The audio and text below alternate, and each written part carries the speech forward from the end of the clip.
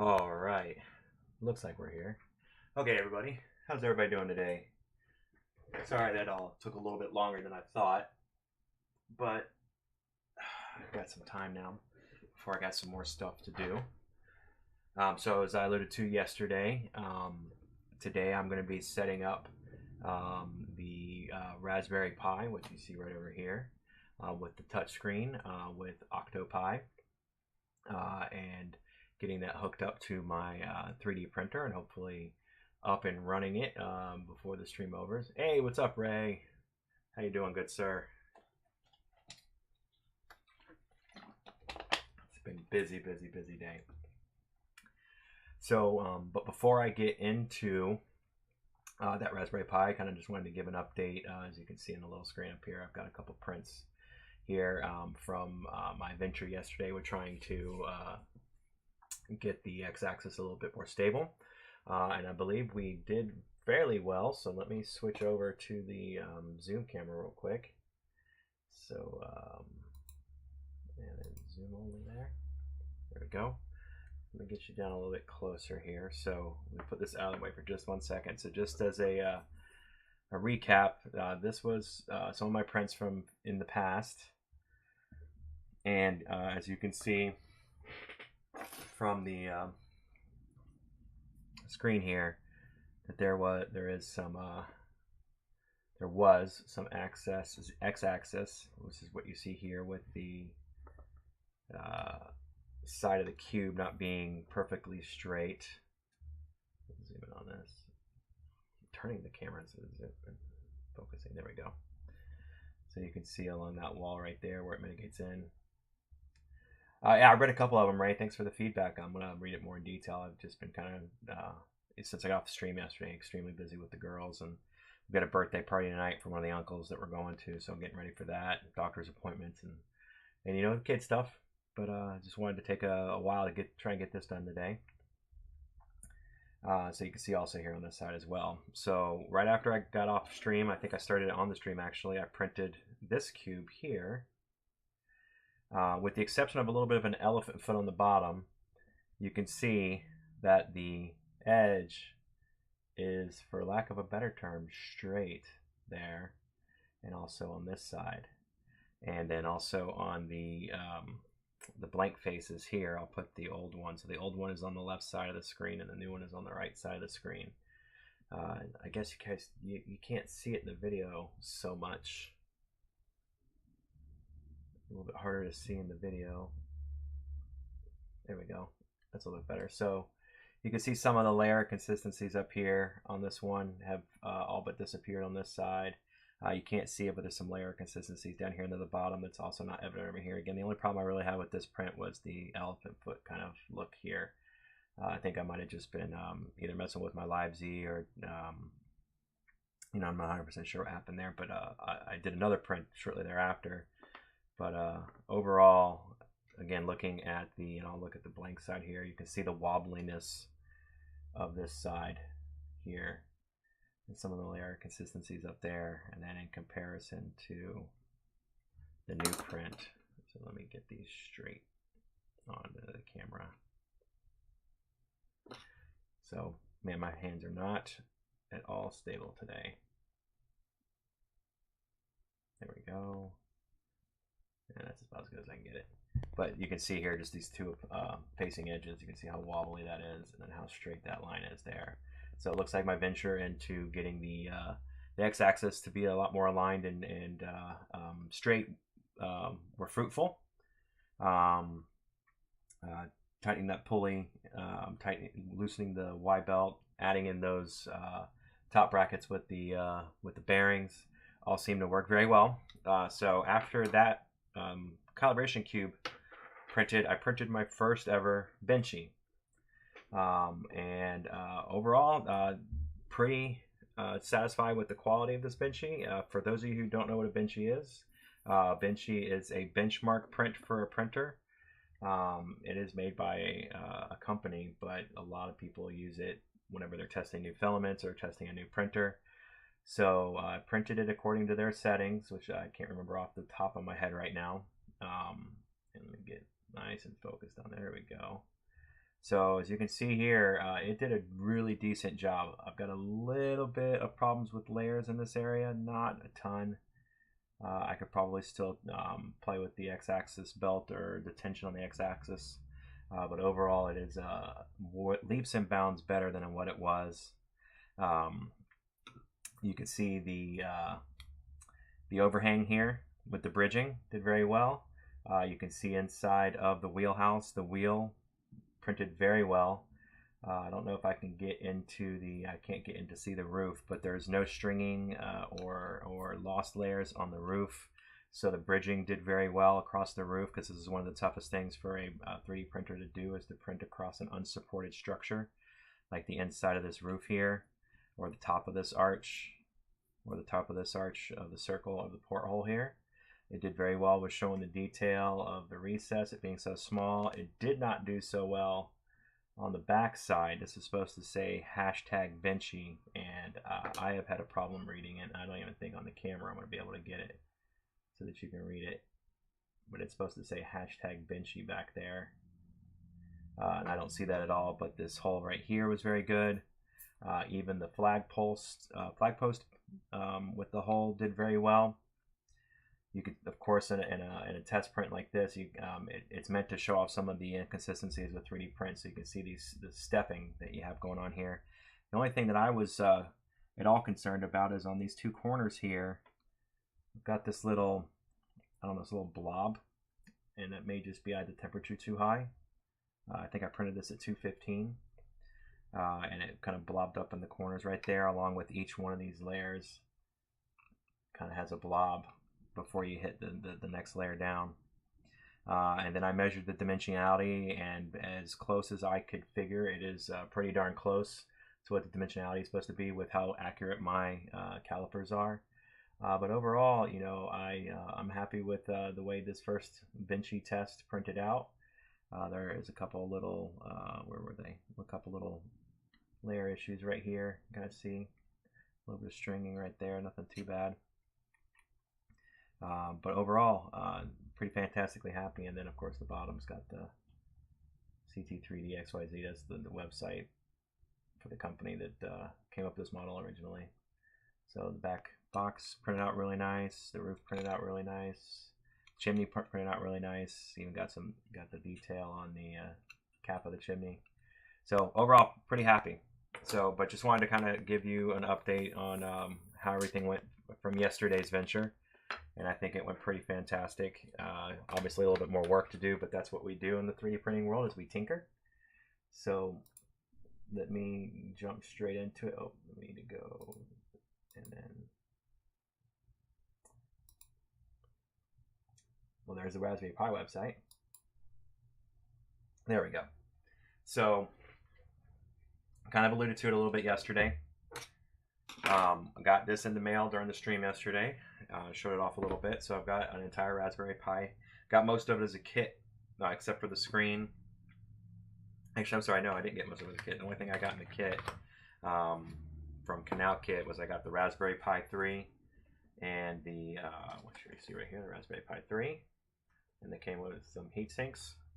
And this is just a power brick for the Raspberry Pi.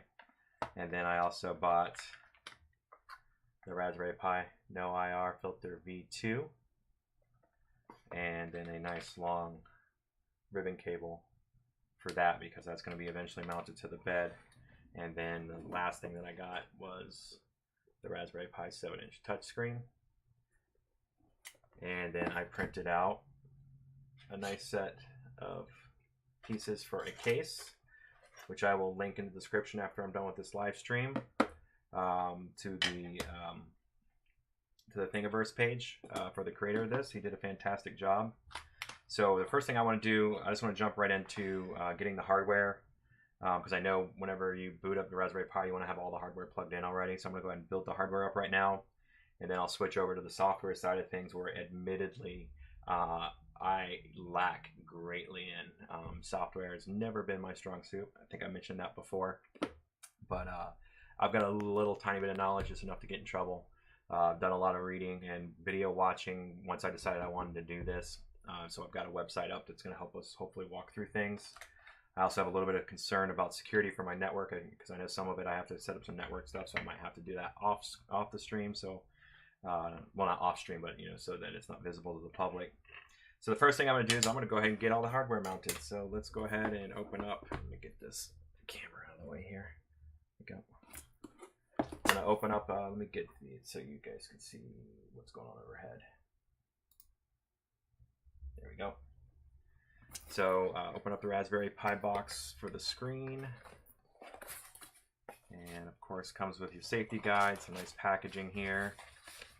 Comes with some screws. I believe these screws are to set up the Raspberry Pi to the back of the screen. Comes with a little ribbon cable. That's all along I'm gonna need, and then some jumper cables there, which I believe are for power. Well, I would appreciate that, Ray. I'm not gonna get everything set up today, unfortunately. I know we were talking about on one of my previous streams. Setting up that software to send you pictures of what's going on. I do eventually want to do that, but I don't think I'm going to have time to do that on this stream today, unfortunately. So here you have the Raspberry Pi 7-inch touchscreen. When you first look at it, just in the camera view, it kind of looks like a tablet, all the way until you turn around on the back and you notice it's not a tablet. It's a lot heavier than a tablet normally is, but it's got the TFT touchscreen. It's got the Raspberry Pi, branded display board here. It's got a USB port, your power pins, and then the ribbon cable terminal right here. So this case, I believe, was designed so that there's this little notch on the top of that piece there that matches up with where the cables go from the board to the screen. So we just do that and line them up with the mounting holes there. And then this body of the case here lines up with that board and those holes. Now I've already checked. This takes some M3 8mm screws, and I happen to have a huge bag of those. After my debacle yesterday, I'm not being able to find some screws. I had these. These weren't going to be useful to me yesterday, but they're useful to me today, so that's awesome. So I've got my my M3 8mm screws here. So I'm going to go ahead and attach this screen and casing to the board, or to everything together. I'm trying to word things right. So go. And just like with anything else that's electronics are delicate, you want to make sure that when you're tightening things down, you're very careful with. Don't over tighten it. It shouldn't take any superhuman strength. These threads that we're dealing with are very fine threads. Get this box out of the way here so you guys can see better what I'm doing. There we go. So be very careful when you're tightening them. There's no need to tighten them all the way down, just snug. And I did leave the screen protector on there for any of you who are worried about the screen being face down on my desk.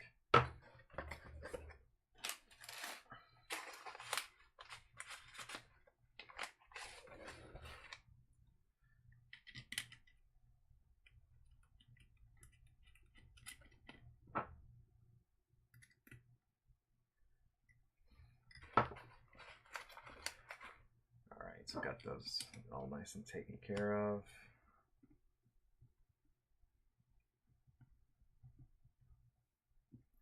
All right, and I am going to do what guys normally don't do. And I'm going to bust out the instruction manual.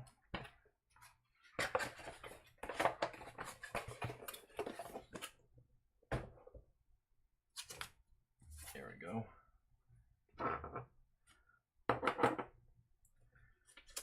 Which is this nice big unfolding map of an instruction manual, which I'm sure is just the same instructions in multiple different languages, which it looks like I'm right. And it's just the instructions.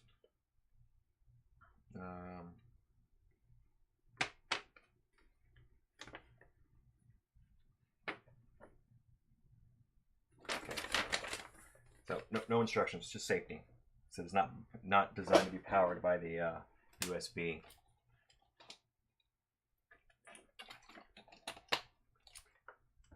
So maybe I shouldn't put this case together. So, oh no, I can do it. Still see it down there. So we want to start out with the ribbon cable here. And it looks like the ribbon cable connectors are on the top, so we want the exposed leads to slide in up in the case here. And Ray, if you're yelling at me, I'm looking forward to it.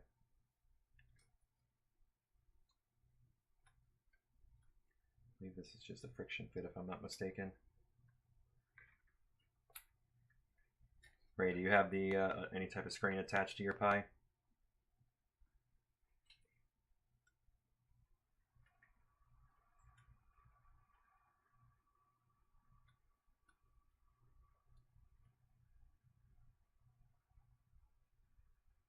Okay, so I have got to Google it now.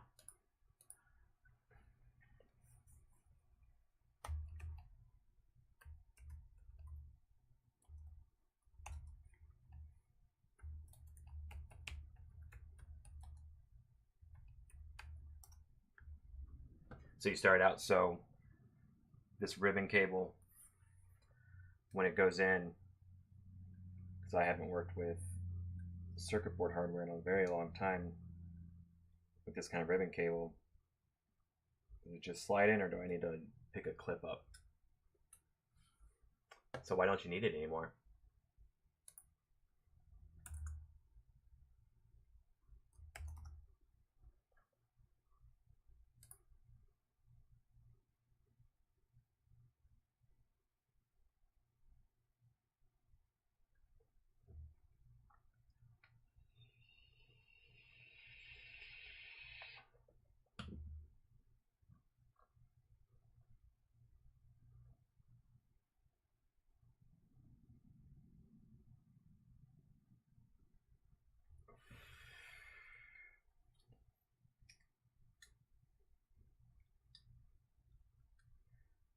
Might have been easier to do without the case on.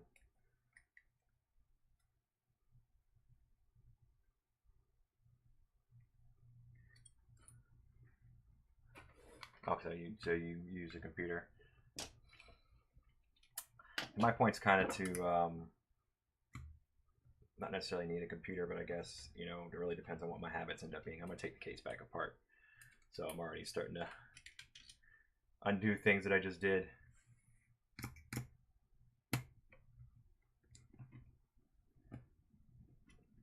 I also need to get to those pins too, and I think those are gonna be a little hard to get to.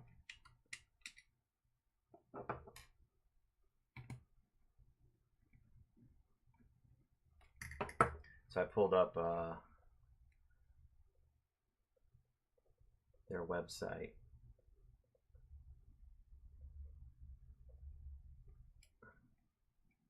So yeah, so it says the pin's up. It says just to attach it. So maybe just because the case is in the way, I can't get the force behind it to attach it. So, learning experience we got going on here. So let me show you, I don't think I have a good way to show you both anymore. So, according to their website, take the exposed portion of the ribbon cable that goes into the board, and it just slides in.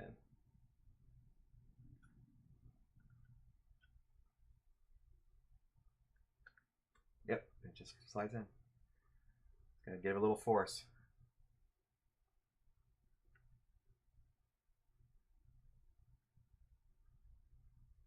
Oh. And then going to their website, okay, jump wires from the Raspberry Pi to the adapter board. 5-volt pin and ground pin. So we only need 5-volt and ground, so I don't know why they gave us 4 cables here. Because that's all they're showing. Using 2 of them. So don't need any unnecessary wires in my case here.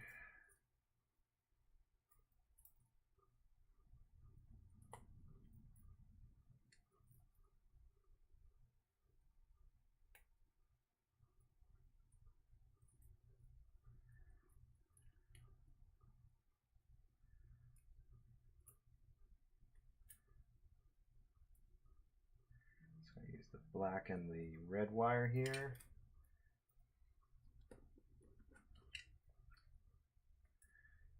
Make the black wire my ground.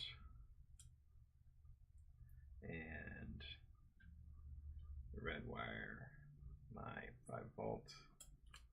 That works.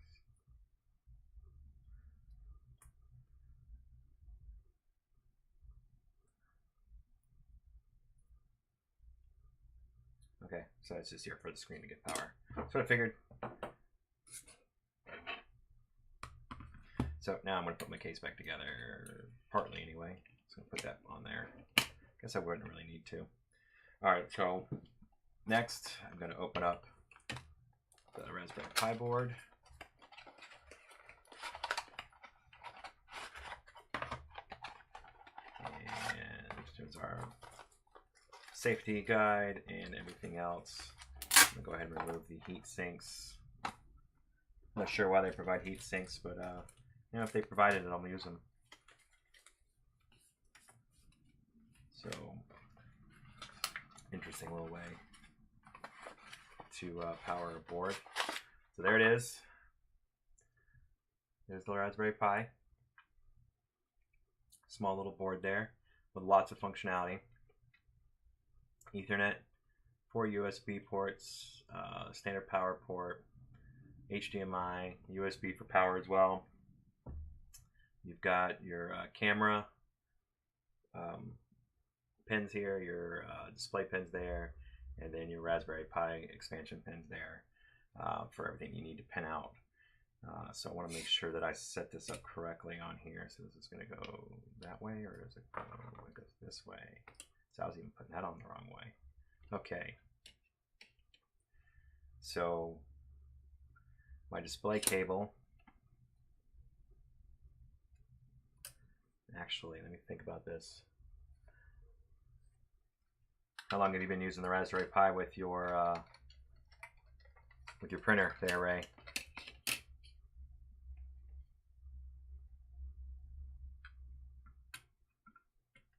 Okay, yeah, so that's gonna work. That's the way that goes. That's the way that goes. So don't need that right now.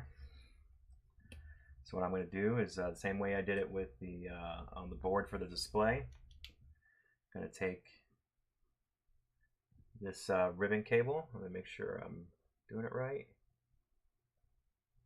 Yep. And it looks like the ribbon cable comes around. Why does that look weird on their screen versus my screen?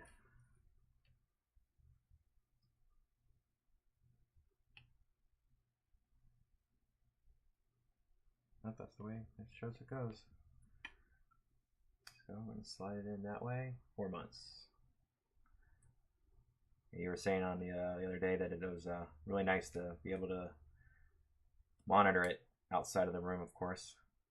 So there we go. So with the touchscreen, they do provide these 4. Look like M2 or M2.5 stainless steel panhead screws to mount the board to the screen to make it all one nice tight little package. So I'm going to go ahead and get these screwed in.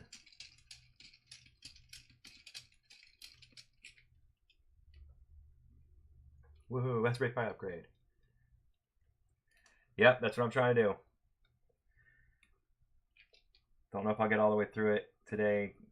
Got some stuff I got to do here in the not too distant future, but figure at least get started and try.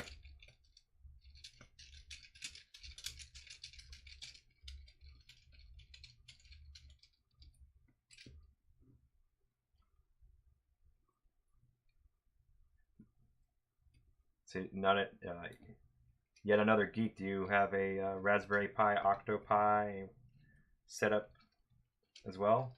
As I know our friend Ray here does.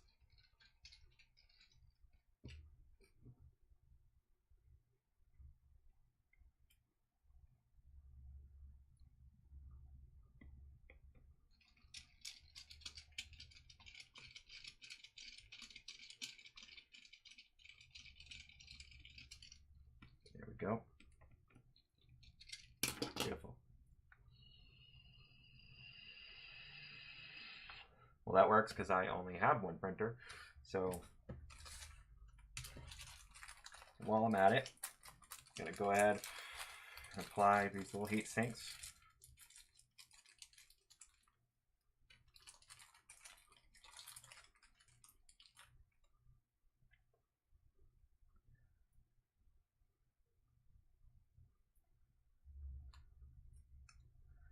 There's only 2 large chips on this board, so I'm fairly certainly make the assumption that those are the only 2 chips that these 2 heat sinks go on. Not even sure if they're necessary, but they provided them. Might as well use them. Yeah, I think we were talking about that a little bit on a much more previous stream, and I was thinking about that as well. But I don't know if you guys can. You never installed the heat sinks. Yeah, I mean they provided them, so why not? I don't know if you guys can see against the white blinds here, but I was the other day shopping with my wife, and we just happened to be next door to an IKEA. So we popped into IKEA, and the lac tables were on sale for $8 each. So I picked up 2 lac tables, and I picked up one of the lac coffee tables, because I'm thinking I might try and stack the 3 to get a much more height enclosure instead of just putting it on my desk. And I just got the okay from the wifey to do a little bit of rearranging in this room to give myself a little bit more room. So I don't know when I'm going to do that yet, but I'm excited that I'm going to get the opportunity to do that. All right, so I've got the display all nice and hooked up there, and now I need to get the power to it. So it says the power pins on the Raspberry. Are they marked nice and good on the Raspberry? No, they're not. So this is where I might need somebody to help me out here. So the GPIO header, just want to make sure I'm looking at it the right way. I need 5 volts, which is the top 2 on the right side. Just want to make sure that I am looking at this picture the right way. And the ground, which is the 3rd one down.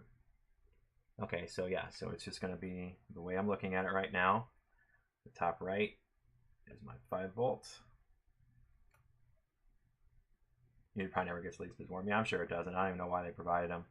It was actually cheaper for me to get the Pi with the power supply than to get the Pi with the power supply separate. And it came with heat sinks. I wasn't planning on buying heat sinks. So there we go. So we've got our beautiful little power here. And they did give us a rubber band, so I am going to rubber band these back together.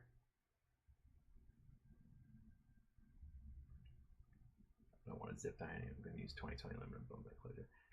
That's good. Yeah, I eventually want to do that. It's just the cost is a little bit prohibitive for me at the time. But that is an eventuality for me, is that I will be building mine out of aluminum profile as well.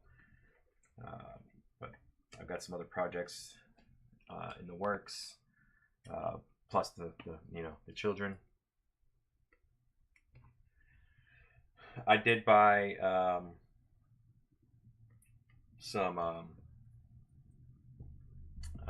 what was it? Anyway, I've seen a ton of people use the lac furniture for their enclosures, so I'm not really concerned about it being a fire hazard, although I can see how it would be. But I've seen people do like fire retardant systems where if it gets too hot, it'll, like those oven fire retardant systems. So if fire starts in the chamber, it'll dull stat, killing your printer, but of course stopping the fire. Printer's probably gonna die anyway in the fire. So at this point, I don't think I need to do the camera right now. I can go ahead and continue on with the case. So where is that? There's everything I need there. Making sure to get my wires fed in nice and tight into there. Perfect. There's a pretty tight fit into there. So either acrylic or some foam board. I've got a ton of extra foam board from another project that I just have to spray paint white. I was thinking about doing the back in foam board and 3 sides in acrylic. But yes, the whole point is to get the enclosure so I can help with the venting any of the fumes, make it a little bit safer in the room. Vent it outside because I do want to create a fan and filter using a dryer duct to go out the window here. So the windows are right next to me right here. My plan is to kind of pull the desk off the wall, build the lack enclosure system up against that wall between the desk and the wall, and then get the vent out the window. That's the idea I've been tossing around in my head. The acrylic's pretty expensive, so especially getting it to the right size. So that'll probably be the last step. I'll probably build the enclosure before I order any of the acrylic, just to make sure I'm not buying the wrong size acrylic and end up wasting money. Yeah, and then that way with the foam board too, with the vent, I can easily cut foam board and print a case for a fan with a filter and cut it in and mount it to the foam board, where acrylic is just a nightmare. Some people are so comfortable with it, but I'm not comfortable with it at all, cutting acrylic anyway. So, all right, looking around here. Now, where does the SD card go in? Or did I block that already by putting this in its case? Am I just crazy? Thought it was right there. Oh, it's underneath the display. Okay. Okay, so I can get to it. It's just going to be a little bit of putting fingers around inside there. All right, not a problem. All right, so that's done. So now,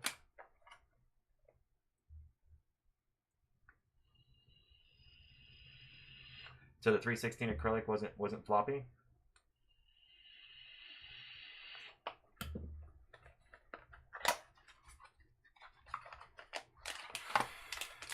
So here's our Raspberry Pi cam.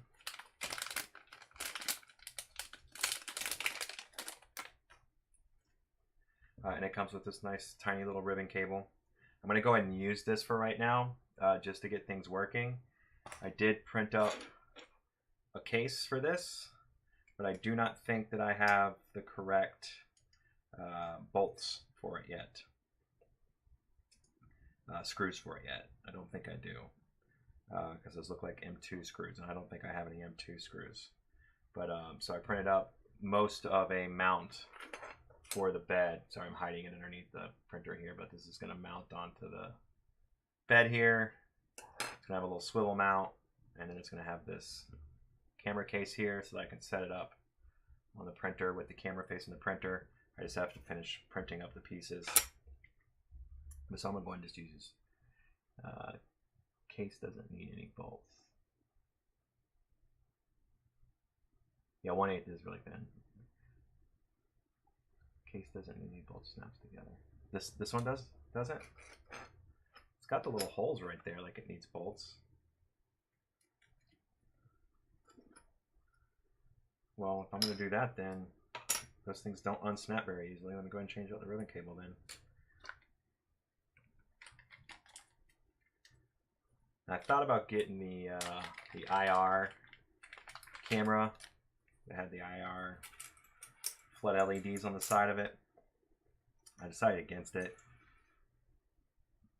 because once I get the enclosure built, especially, I've got strips of LEDs I'm going to put in there.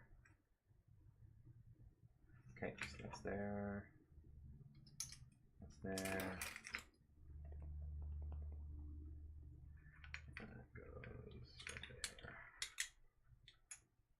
That is a tight fit. I guess you're right, it does snap together really good. Of course you're right. You're thinking of using real glass, yet another geek? Really? That is going to be expensive. Unless you got a really cheap source for glass.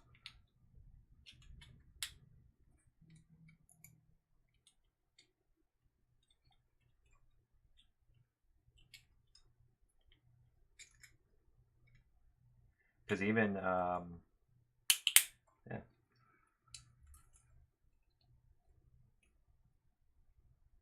Not too shabby. All right. That is a long ribbon cable. Wow. I think you made a half dozen camera cases and something worked that well. Well, this one seemed to snap in pretty well. We'll find out. I was a little disappointed. The reason why I haven't printed one, and it's just my luck, is I didn't have an extra M4 nut anywhere. But this one that I chose to print, didn't realize till after I was slicing it and reading the instructions that it needed an M4 nut. I had to stop the print halfway through an M4 nut. Need to print a focus wheel too. Actually, good point. I do remember reading that, and it's not something that I did. Where did I put my pen? There it is. Where's my notepad? I'm just like moving everything around on my desk and losing everything. Let's do this. So focus wheel. All right.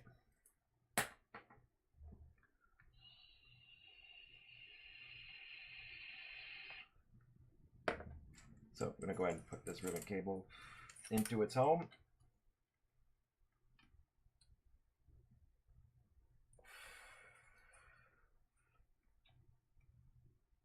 And for this ribbon, for those of you who are maybe watching this as an instructional, so looking at the board with the USB on the right, the middle pin housing here is the camera.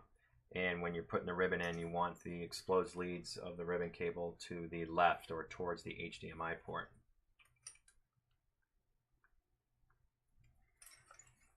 And again, it's just a press fit. There's no locking or unlocking it. It's just slides in.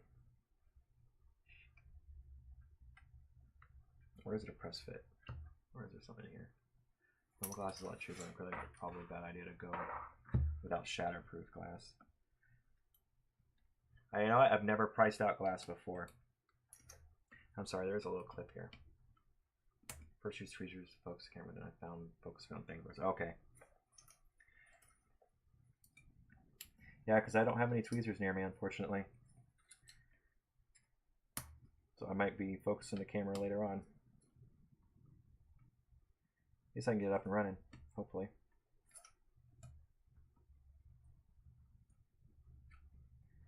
All right, camera is latched down into place. We are good to go there. I guess I should have fed that through something first, but whatever. You can always pull it out and do it later. All right, so now we've got that ready to rock and roll. So I am done with all these screws. Done with this and this. Something else in there? Oh, okay. All right, now to the fun stuff.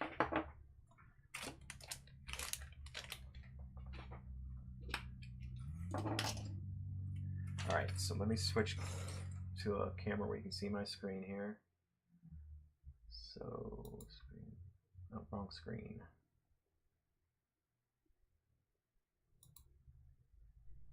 Thought I had this with, I can add it. Here, give me 1 second, sorry. So, copy.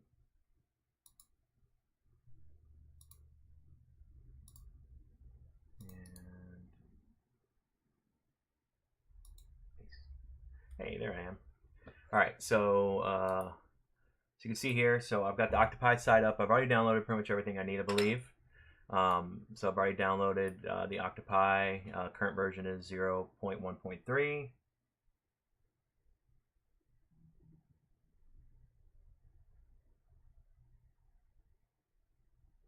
So that I did that with the software on the SD card, right? So I downloaded the Octopi. Have that are you ready to rock and roll here? Got the image ready to rock and roll. And then what you need to do to image that to your SD card is you need a little program up here called Win32 Disk Image. Yep, I have Putty on here and Notepad++. So Win32 Disk Image.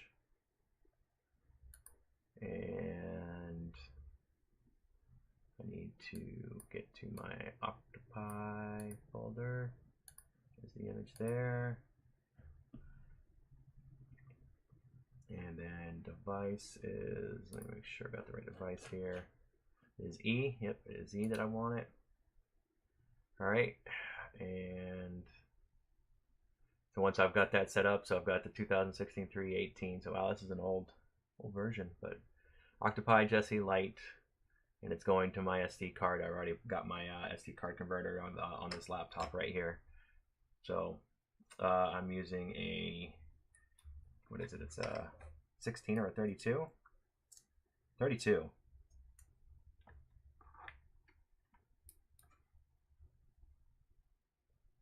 So I was reading that you want at least 8 gigs, and that the 16 or 32 is going to be better. Hey Flavors, how you doing, bud?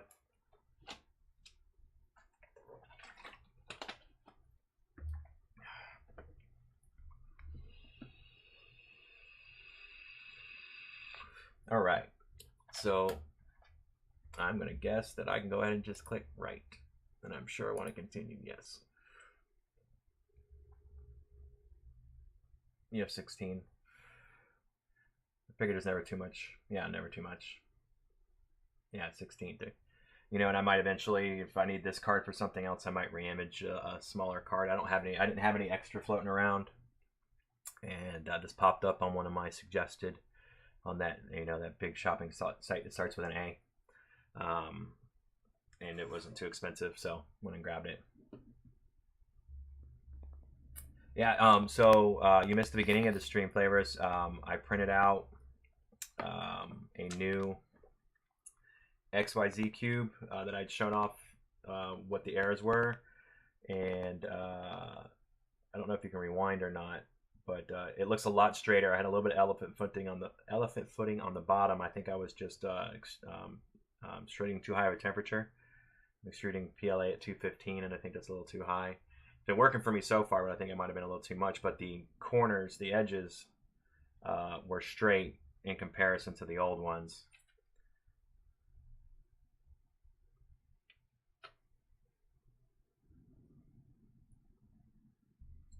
So you only need more. Okay, yeah. Well, so I might make some time-lapse videos. I don't know. It would be nice to have the option to if I decide to.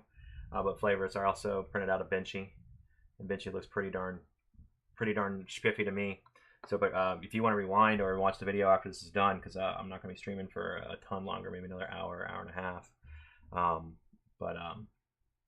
It really looks way better than yesterday. Yes, it does. I even printed out a, and forgive, I haven't cleaned up the print from the brim yet, but I even printed out an arm and a mount for the Raspberry Pi camera, and that looks pretty fantastic. What you see along the bottom is the brim. I printed multiple parts on the bed, and 2 of the parts needed brims. And if you know anything about the Slicer Prusa edition, once you put a brim on, you put a brim on everything. So this didn't need a brim. It didn't even need supports, and I think it looks pretty darn fantastic too. I just need to clean it up some more because the brim didn't come off as cleanly as I'd like. Right, successful. Okay. All right, so now that my disk imager has finished, what I want to do now, so I've got my my instructions here, what I was doing, this is what I was reading. So you know, it talks about plugging in a fresh SD card. Now I want to go into, once I've flashed the Octopi image to the SD card, I want to go into the SD card now. So let's go into the SD card, which has now been freshly made boots. And then I want to find the file, which is called something network, or Octopi network. So there it is. So Octopi network, and I'm going to open this with Notepad++. And once it's open, it opened up on my other screen here.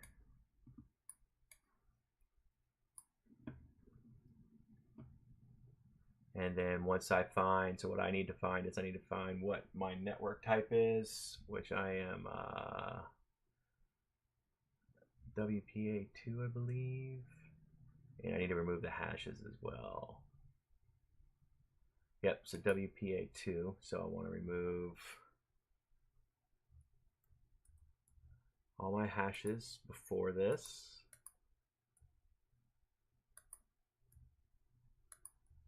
And then put in my SSID and password. So I'm going to pull this off of the stream and enter my SSID and password.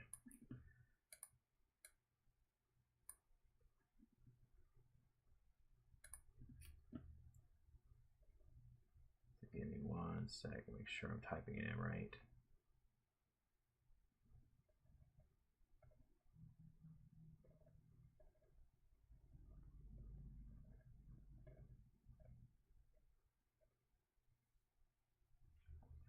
So again, this is where my weakness is especially networking.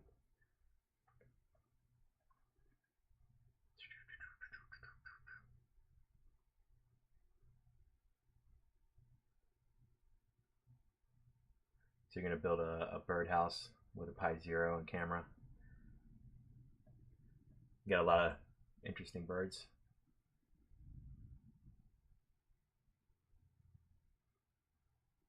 Yeah, that's what I'm a little bit worried about, Flavor, is forwarding ports, because I do have my network set up. I play video games on an Xbox One and on my PC.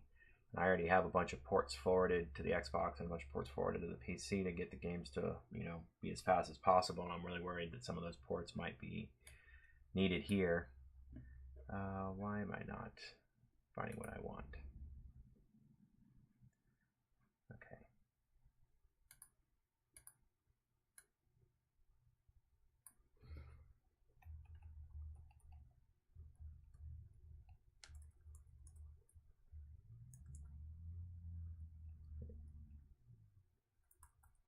If I could type today, I'm also like leaning way over if you can't tell on the camera.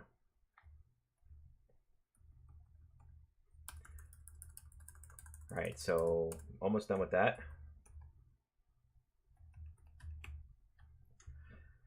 And now I've got it typed in.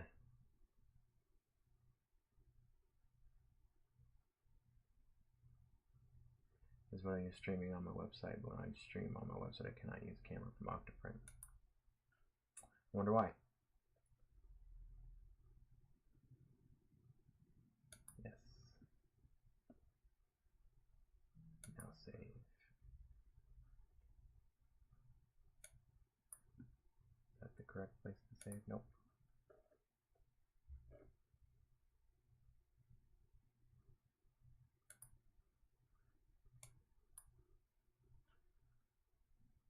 Why can't I see it? All right, so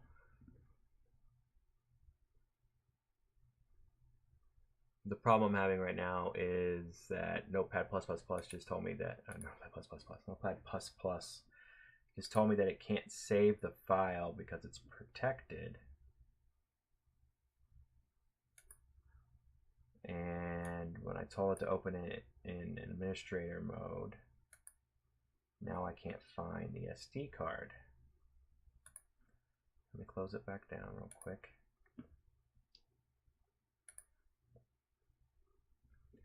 So there's that. And my SD card is gone.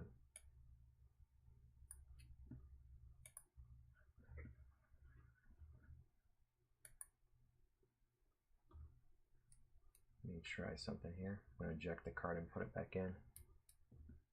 For some reason it disappeared from my computer. You need to format the disk on it before you can use it. No, why do I need to do that? So this is the kind of thing I was, this is why software has always been my weak suit here. Because I just put that, there we go. So don't know why it's telling me there's a problem here. Octopi network.txt. Oh, that's not it. That is it. Unplug.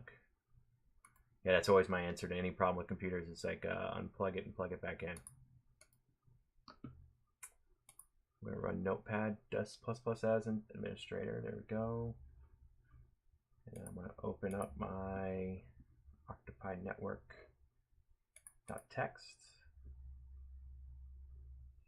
Now I can save it. There we go. That looks right. Let me make sure that's right now. So I'm going to open it with Notepad++. Yep, so it's got saved now. All right, beautiful. So that should be it with setting up the Octopi software on the SD card. So it just says here, final setup, connect the camera to your printer, connect the camera to your printer, your Wi-Fi dongle. So, oh yeah, there's one last thing. And Ray, you mentioned it earlier that you're having problems with it. I did borrow from another computer in the house a wireless keyboard and pad with USB dongle. So I will have a keyboard and mouse ready for me if I need it here. So I set all that up. And now let's go ahead and unplug the SD card. So let me eject it real quick. Eject.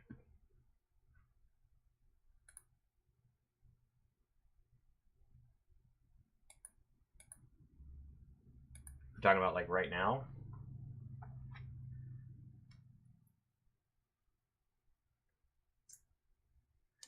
I don't have a network cable anywhere near me that I know of.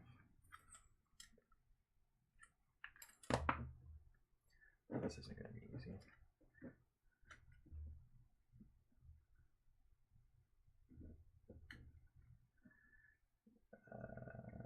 Sorry, I am trying to slide the SD card into its housing right now, and I'm finding a network cable real quick, Ray.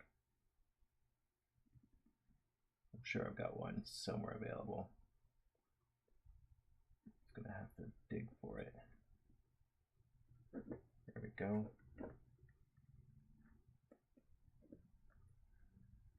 Beautiful. All right.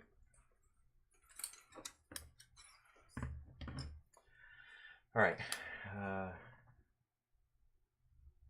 I may be able to get by since I have a keyboard and everything. Well, let me try it.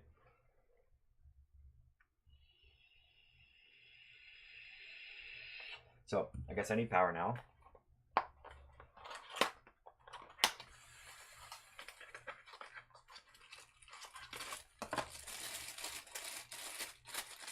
And this is what I was curious about. I want to see what happens at this point.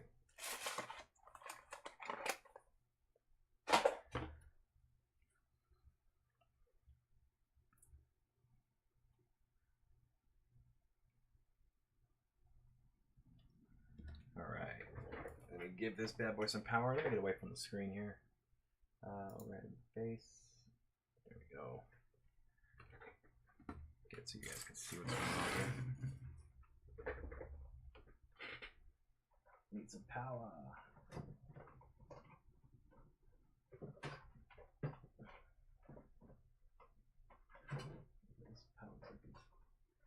There we go. All right, so now we got some power. It's a fairly decently long power cord. And then power goes in on the bottom right here.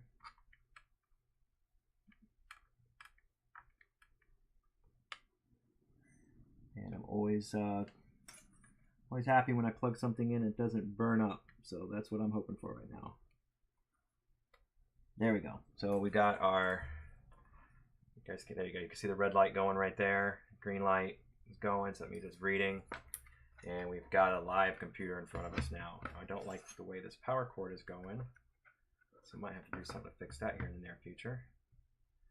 So let me get something underneath here. So it's running through its startup here. So let's let it get started up.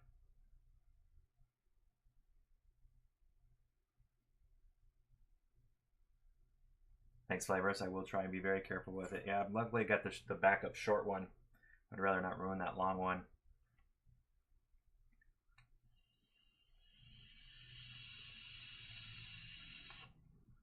And you know what else I need to look for that I don't have right now? The USB cable for the printer. I didn't plug that in. That's what I should have plugged in first. See, I'm a dummy. There we go. So the Octopi login. So actually what I'm going to do first is I'm going to flip the screen and place the power cord on the top. Does it know when it's flipped? It doesn't. But in the software I should be able to fix that. Yes, that is a touch screen there. Yet another geek. Should be. What I paid for. I hope so. Yep. 7-inch touchscreen.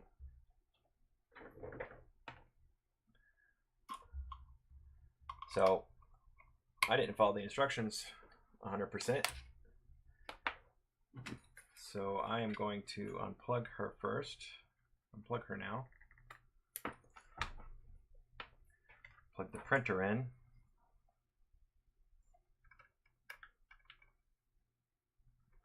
There we go.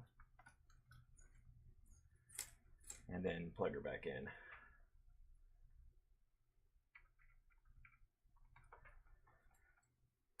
There we go. Got my red light. Let her boot again.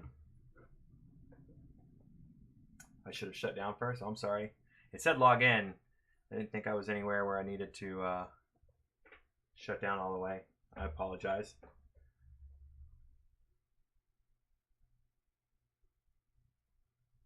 All right, so the default login is use sudo shutdown command. Even when I'm at the login screen. See, this is where I have to again confess my straight up ignorance. Users pi and passwords just pass PASSWD, right? So pi PASSWD. This is nice having the keyboard right here. Password's raspberry? Nope, so you're right. So pi and then RAS.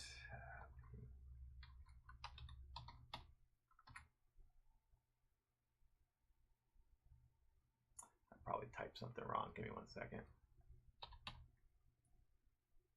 Change it.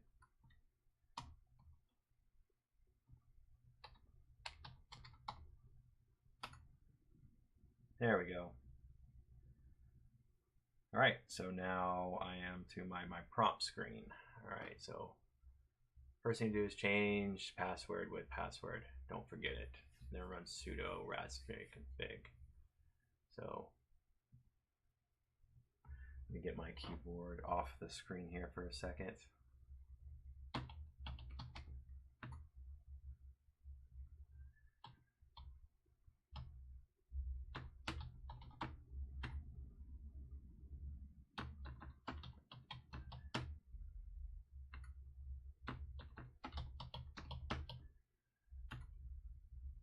Oh.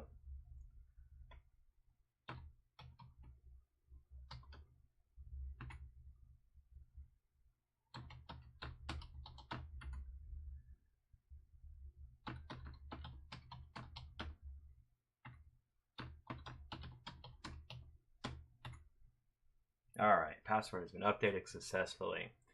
So now I need to do config, which is sudo raspi -config. All right, so now I've got my config here. So expand the file system on the SD card. So expand file system. Root partition has been resized. The file system now will be enlarged upon next reboot. So now I need to reboot.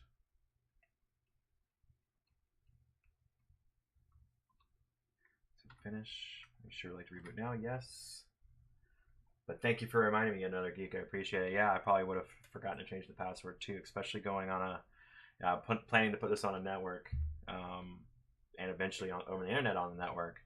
Definitely want to make sure that you have at least as much security as you can afford.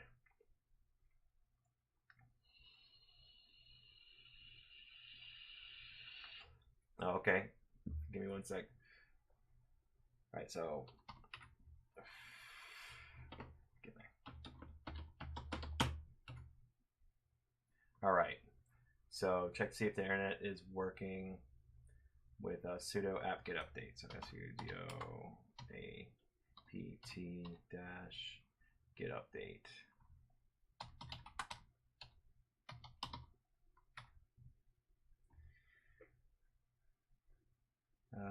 Oh, you know what? I spelled that wrong. No, I didn't. apt-get update. There's a Raspberry botnet already. So I got an error. So my error, and so here, let me get. Since I seem to have some experts on the stream today, I'm gonna need as much help as I can get. So let me get down. I don't know if you guys can read the screen from all the way up here, but I can get down pretty darn close to it, I think.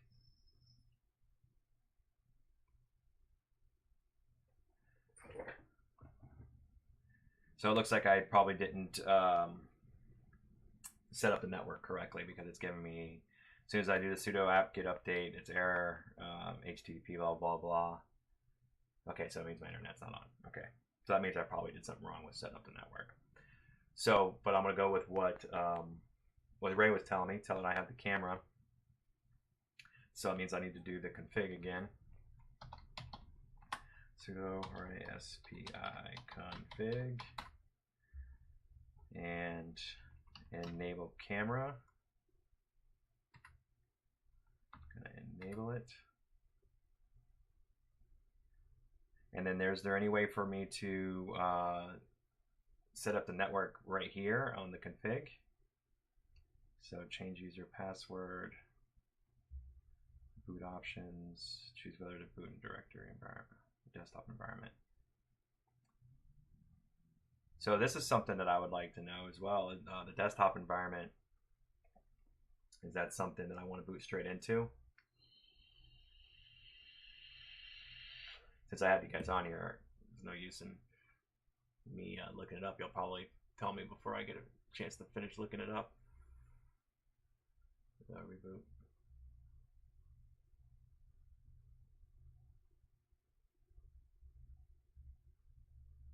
And LAN IP.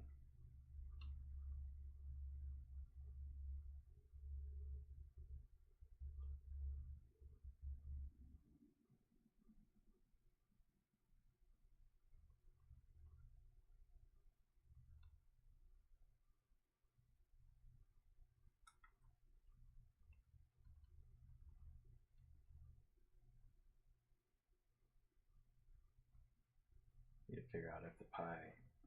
Okay, so I can do that. My network sees the pi, so let's find out. 6.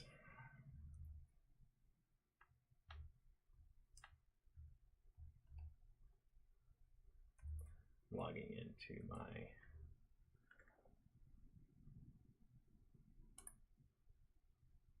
router here.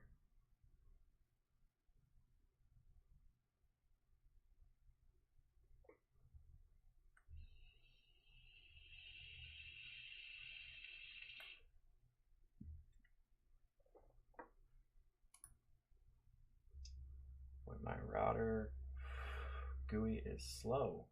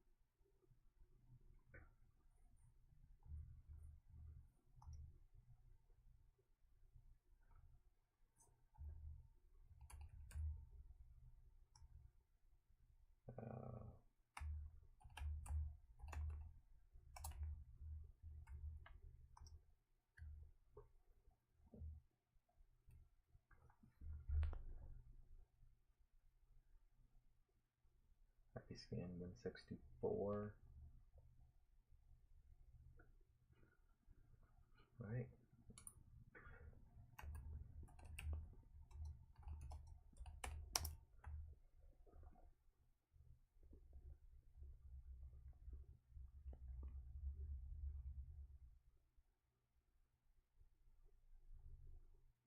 Yeah, I know. So that's what I was a little worried about whenever I was doing, thinking about doing this stream, was, you know, trying to do a stream on setting up a network thing where passwords are on there. Give me one sec. IP. Come on.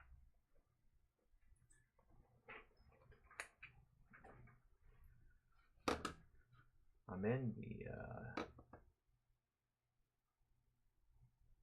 okay, so I should be able to do 10.0.0.20. Let's find out.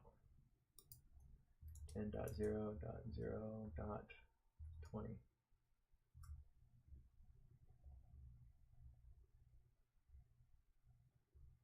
Well, actually, I know that it's not, because it's not logged in to the internet at all. I'm just trying to find out if my router even sees it.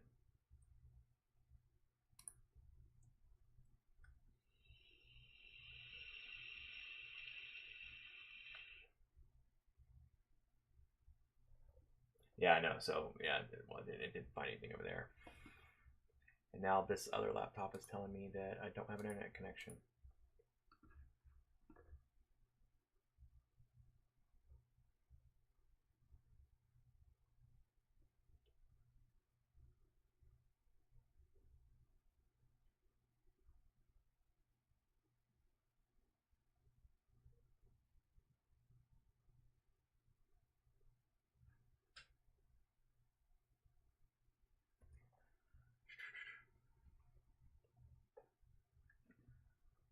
I'm not connected without signing up.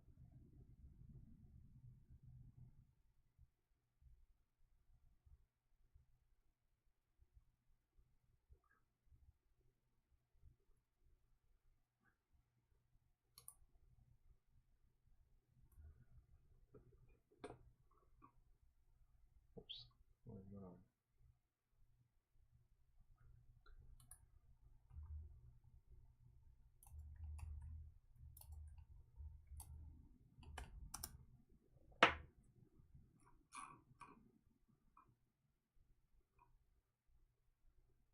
Okay, so use sudo ipconfig, and there you see the IP. So that's safe to do on the stream, right? Because this is going to show me the IP of the device on my internal network, right?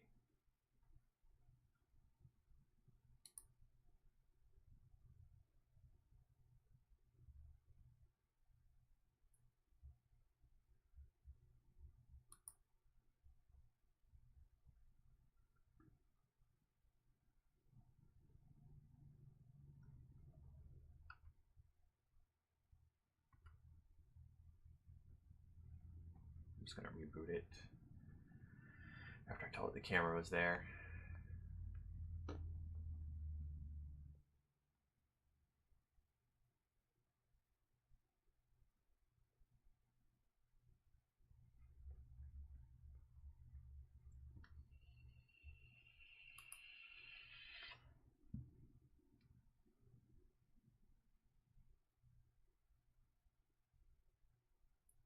Oh, it's too hard to see any text. Well, I do still have the screen protector on it because I don't know if I'm going to be turning it back over or not. I don't want to scratch the screen up.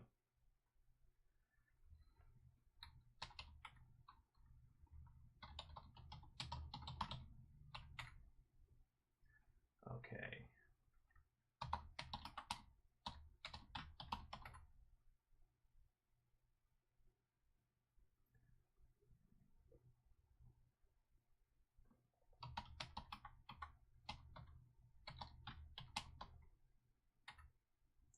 All right, so I did the sudo if config,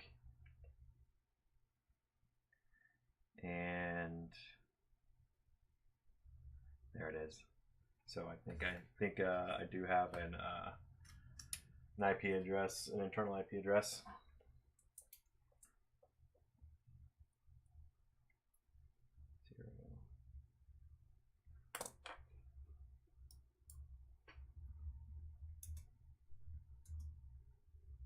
Sorry about the screen moving around, my bad.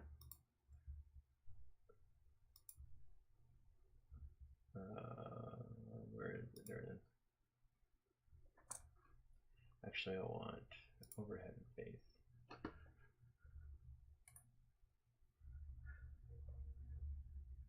So I do believe, so after I did the sudo ifconfig, came up with up broadcasting multicast, packet 0 error 0 drop 0 overruns blah blah blah, and then lo link in cap. It's got me an internal address with a mask address.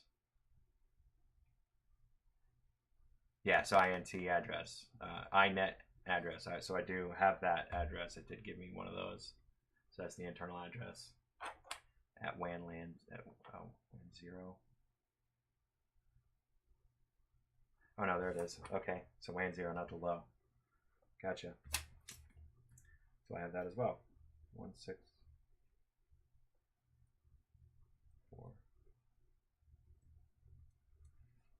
Yeah, so it looks like my router does see the Raspberry because it's giving it an IP. So now I just need to get it to log in correctly. So how do I set up the password so it logs into the network?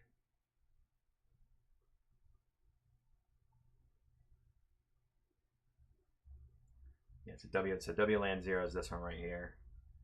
And then it's got the inet address, and then my IP address, the bcast address, and then the mask address.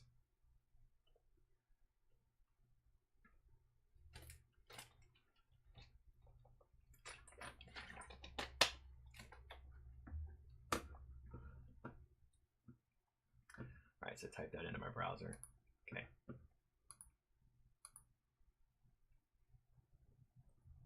gonna do it on the other computer. No, so the IP address for the WAN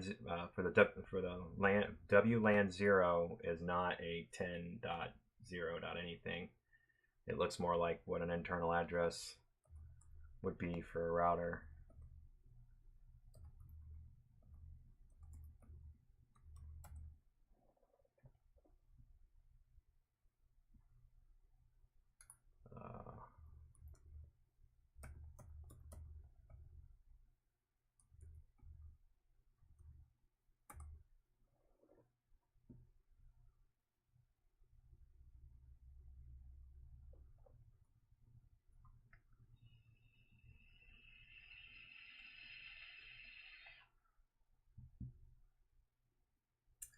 Yeah, it's not 192, it's 169. And I typed it into my browser, and it's still loading, but it says this site cannot be reached. It took too long to respond. So let me see if I can find a network cable to hook this up to my laptop. Do you think that might be something that would help if I found a Ethernet cable and just hooked it up straight to the laptop? It's supposed to be 10 dot something. Let me see if I see anything like that on there.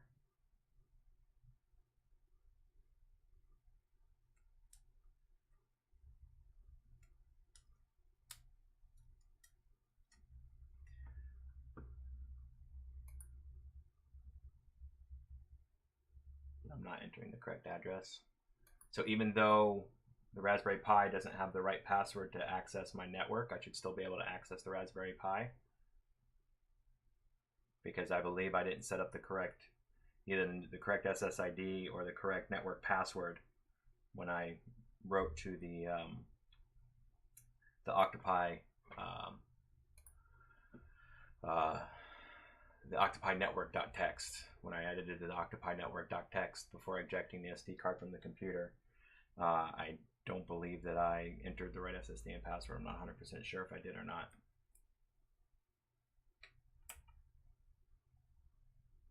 Look, I could it scrolled off the screen.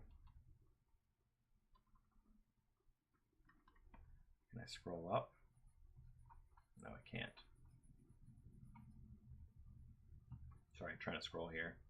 Moving up and down. What page? I don't think I have a page up and down on here.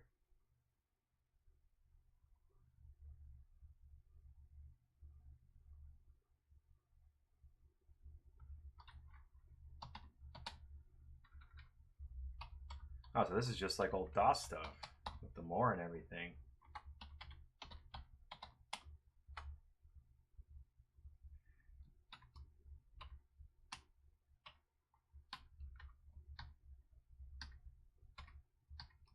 How do I type that on here?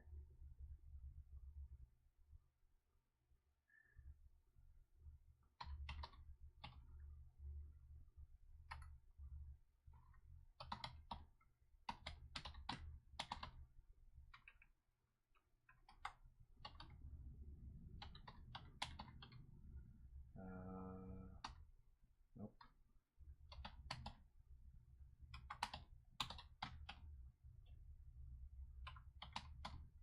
If config. Trying to figure out how to get the line. I see it. Why don't you use putty? Okay, so let's try that. But how do I log into it with putty? Do I need a network cable, Ray? I'm going to try anything. Like up. Get putty running here. I still need the IP address if I'm going to run putty though, right?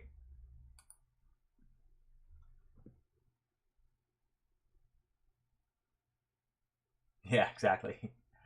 That's what I'm looking up right now. Hold on. I'm in my router settings right now. I've never played with the settings of this router since I initially set it up. I haven't changed anything on it, so I don't remember where it tells me my IP set. My IP addresses.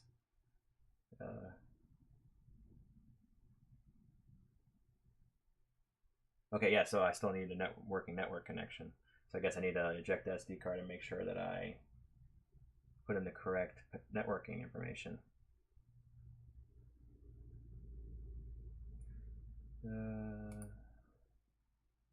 DHCP reservations, there they are.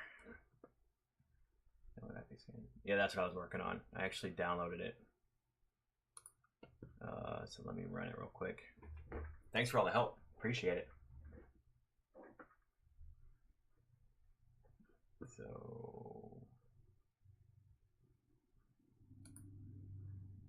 run anyway.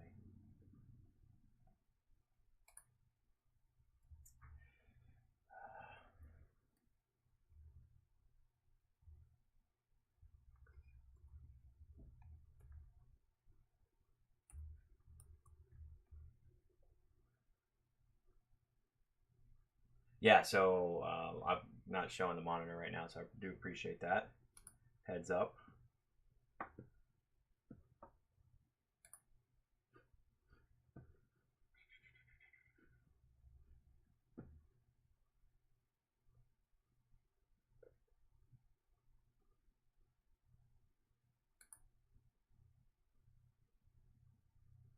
Did I already get the IP? I don't know if that's the right IP address, Flavorous. Because according to the others, it needs to be a 10.0.0. something. And I got a 169. something.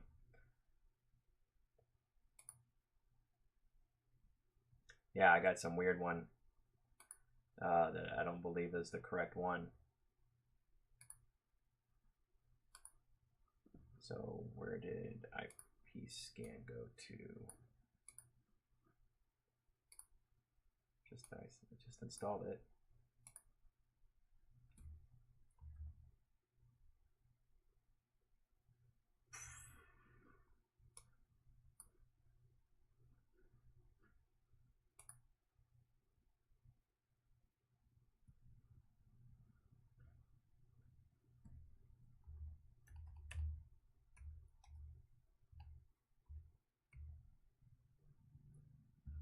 I swear I just installed IP scan 164.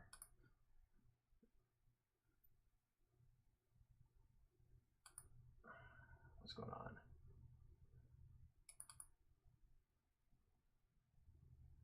Flavors, I don't think I got the right IP.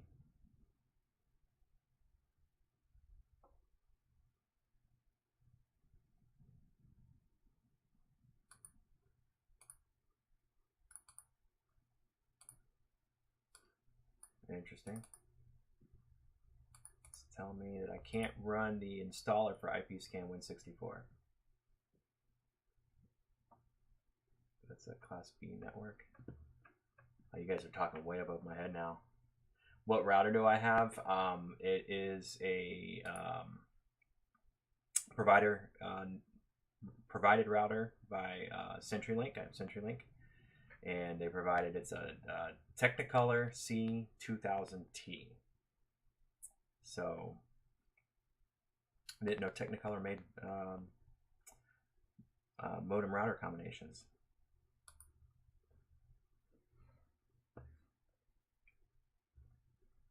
DHCP reservation. I'm in the settings of the router right now. I'm trying to find the list of all my devices, which is a ton of them.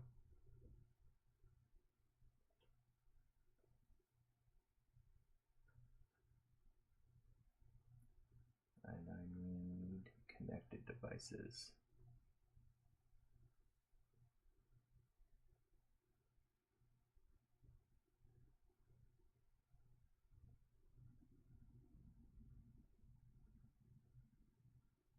Okay, so you're saying the 169 is the correct one?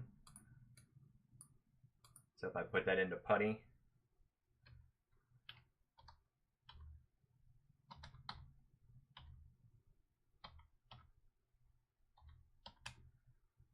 what why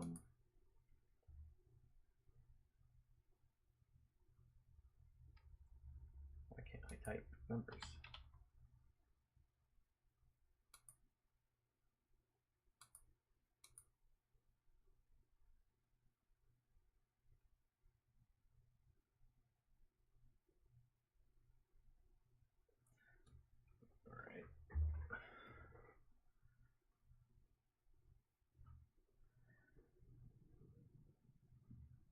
So let's try it. I can stop getting notifications.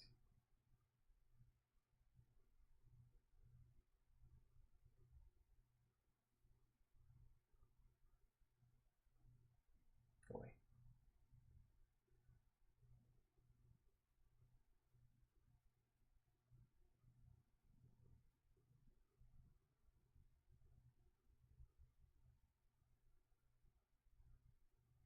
Trying it on my phone right now out of port 8080. That says with that IP address that I've got and the port 8080, I'm not getting anything. Oh, that's what I'm doing wrong. Duh. So 169.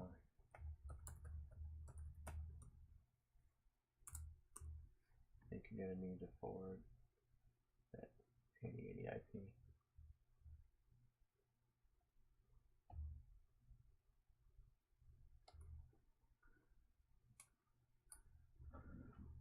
Getting confused on what keyboard and what mouse go to what device right now. So I just typed in that IP address for my for what I think is the Raspberry Pi, and got a network error connection. So I do not believe that 169 dot IP address is the correct one.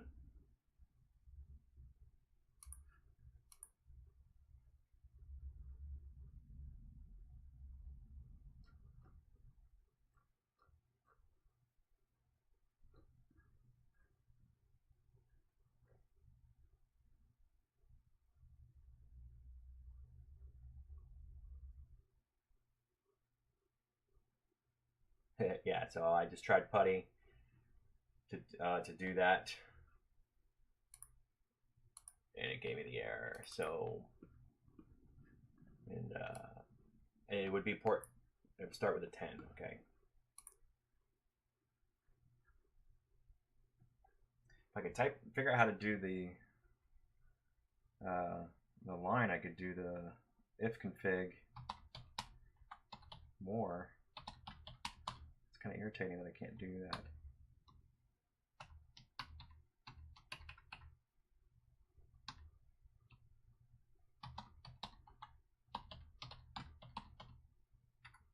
Yeah, because it just zooms past a bunch of other information there that I can't see, and I can't, the touch screen's not enabled yet, so I can't scroll up.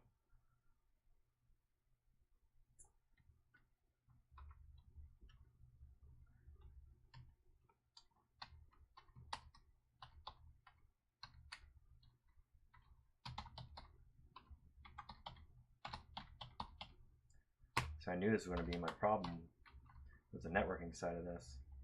If config, that's it. So where would I find that IP address?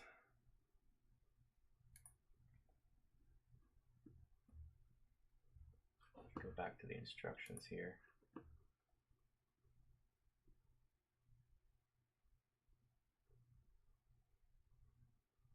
First time you change the password, don't forget, then run sudo and expand the file system, and after reboot, which follows into your browser, depending on my model. So it's saying if I do octopi/local,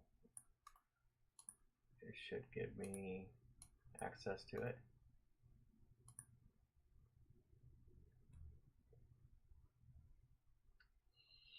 It says it cannot be reached. I'm still thinking, and correct me if I'm wrong, I'm still thinking that if I don't have the right password in the network file, that's something that's going to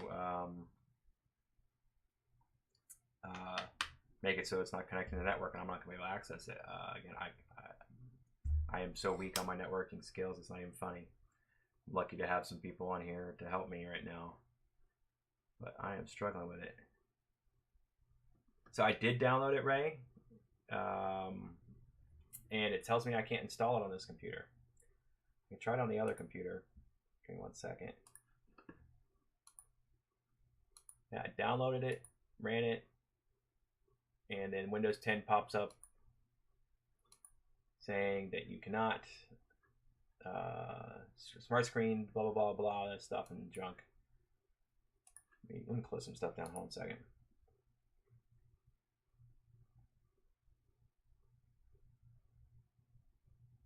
You know, right, he is right. This 169.254 is what I got originally. Let me try putty with that. Just for shits and giggles. .254.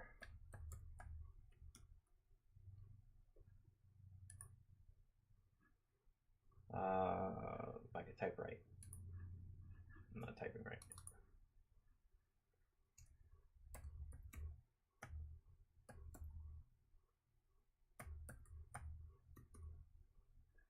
Open. All right, it's trying to connect.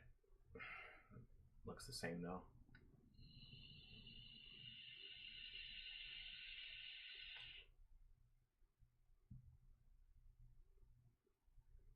Then try to install IP scan again.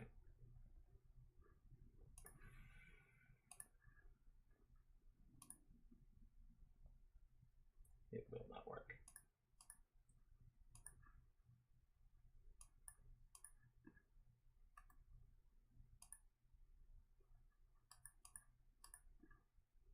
Yep, network error, connection timed out. So just making sure.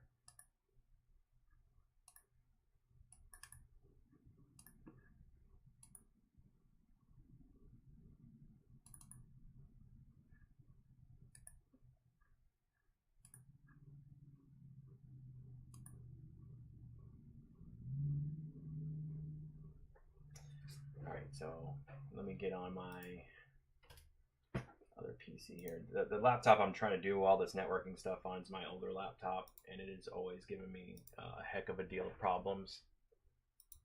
So, but it's not strong enough to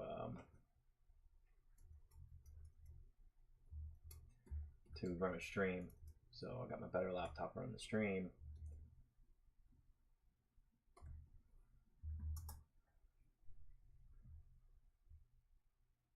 It took you several days, right? Well, I appreciate the vote of confidence, my friend, and I'm happy to have, and forgive the jumping around because I'm typing in numbers. You know what? Let me get rid of the shortcuts on here. I'm not even using them anymore. Settings,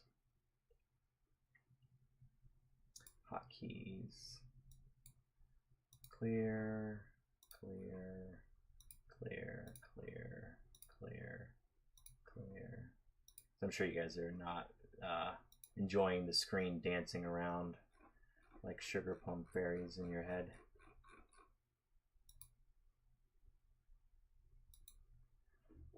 Okay.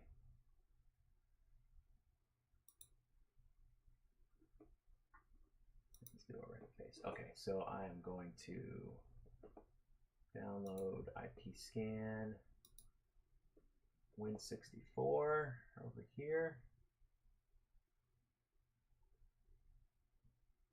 No, I appreciate all the help I can get because there's different levels of experience, and sometimes there's different ways of doing the same thing. I've learned throughout my life that one way isn't always the most efficient or correct way. One person's way of doing something correctly might be completely different than another person's way of doing something correctly. And it's definitely a learning process when it comes to pretty much anything like this for me. All right, so finally got IP scan to work on this computer. Close. Start.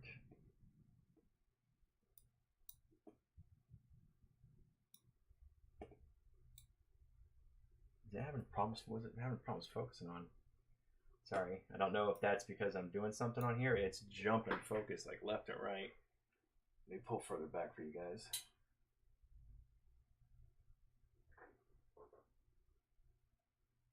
Oh, I know what it is. It's trying to focus on the fan and the reflection on the screen. That's what it is. Okay.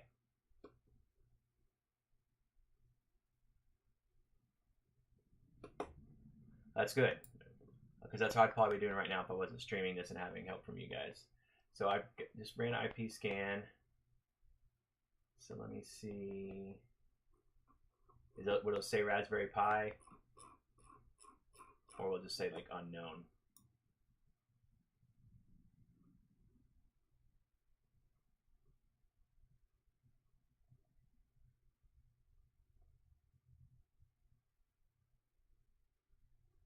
Well, I'm sure since this is a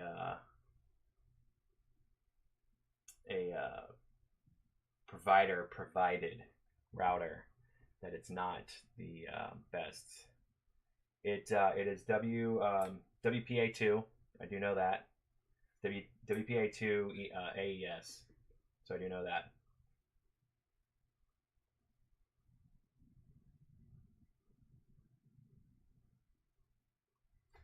So what does that give me? Yet another geek.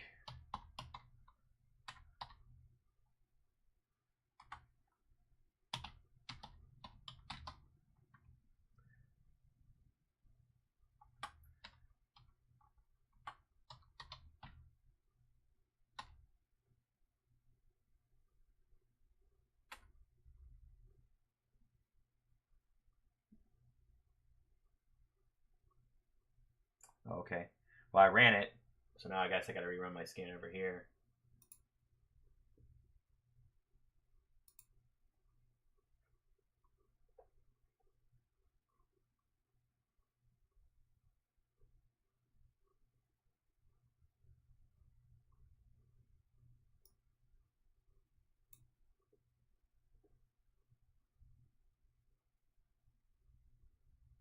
Close.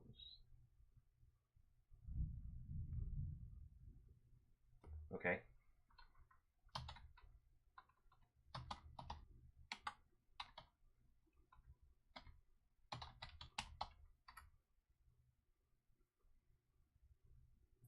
So, yeah, the IP address that I had from earlier did not change, but it also, what I think it might be over here.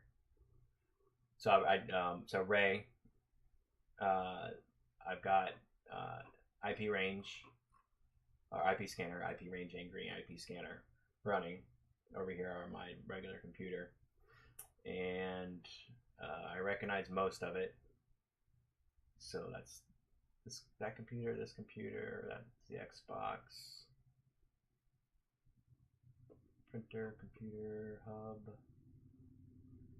phone, There's one that says dot unknown, and that's the one I'm thinking that it is.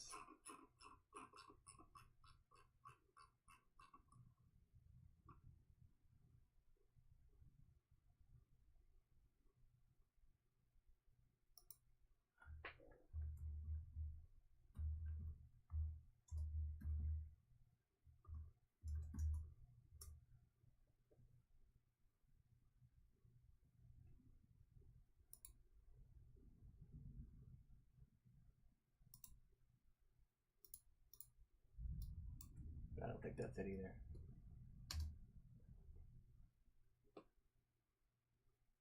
Yeah, no, it's saying it can't reach the IP address on that.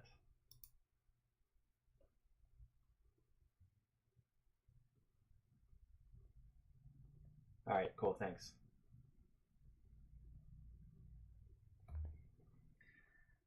I wish I could type that line on this little keyboard here. I see it on this key right here, but when I hit shift and hit that, it gives me the title, little wavy thing. Control and that does nothing. Alt and that pounds it out.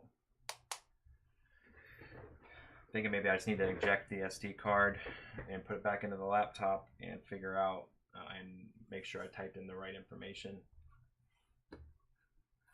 for octopi.local. Yeah, I definitely don't see anything like that.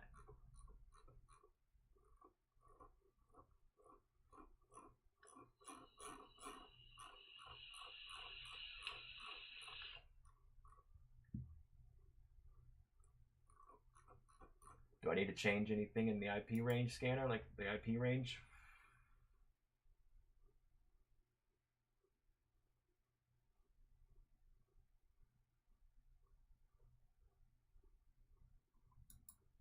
Lay it on me, Ray.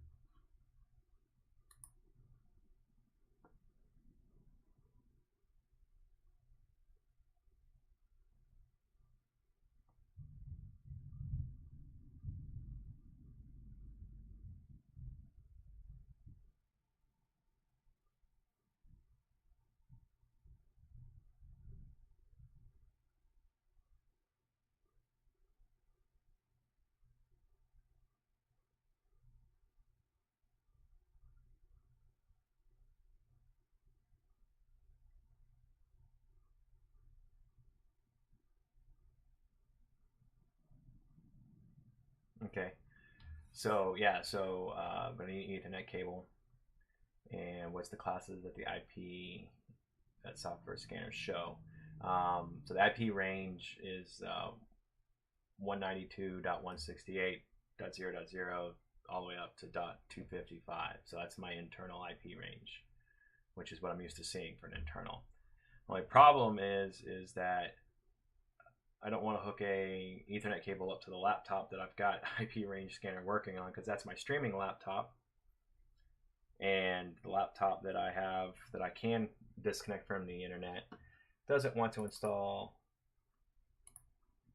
IP scan. Yeah, it'll do. I have them somewhere around here too. I just have to find one. Actually, you know what? I probably have one in a drawer right around here somewhere. But, sorry, camera moved. Stuff's in the way. I can't wait to rearrange this room. But my wife and I just discussed it today. And can't wait till it's something I can do. I still think...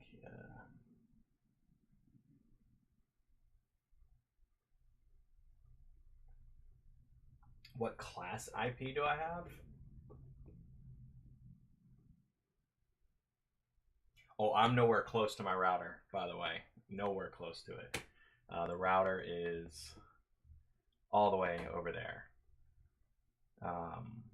I do have a gateway around here somewhere, but I would not be able to get it to with any sense of urgency whatsoever. It's probably buried behind something somewhere because I used to use it for something else. I used to use it to host a printer in this room wirelessly that didn't have wireless built into it, but since I've upgraded to a different printer, it has wireless hooked up to it and don't need it anymore. So I kind of stuffed it behind the printers and stuff and can't get to it anymore. It's buried behind all the equipment that's streaming this right now.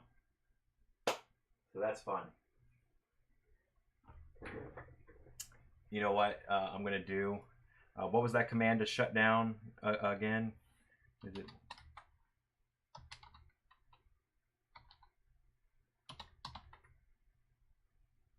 sudo shutdown?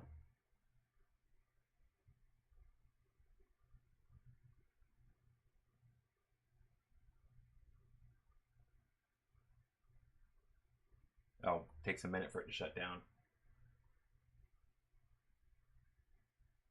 192.168. whatever may work with my modem. I'm actually going to see now once I shut this down. I'm going to rescan my ports and see if any of them disappear. I recognize most of them except for the couple.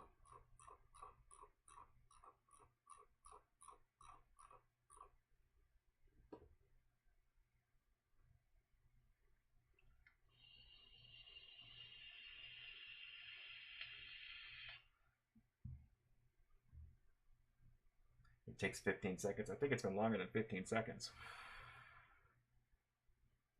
Nope, there it goes. Shutting down. That's a weird screen to have for shutdown. That's nuts.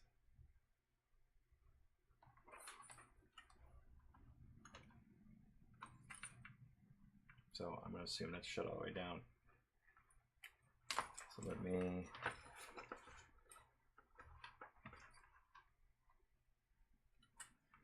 taking this out, it's not going to be fun.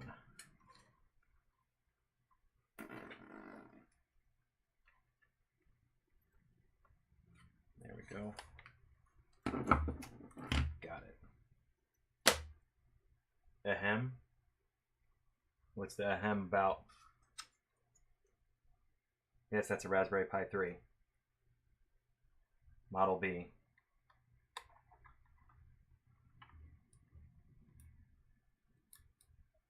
You serious?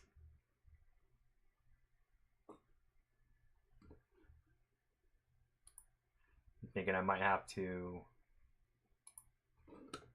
enable the WAN first.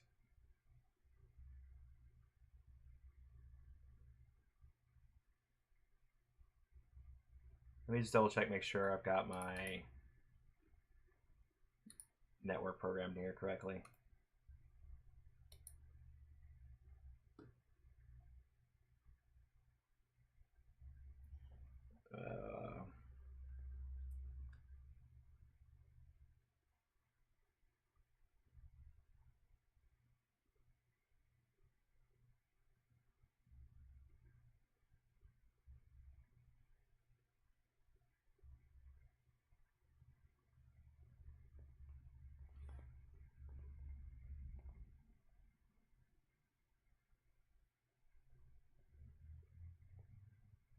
Yeah, that's what I'm doing right now, Flavors. Thank you. Yep, I am checking right now that my SSID is correct. SSID is correct.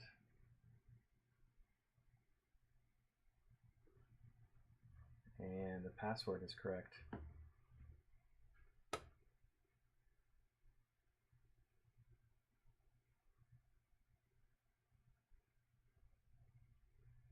All the lines are uncommented for WPA/WPA2. Those upper commas. You mean the hashtags? The pound signs?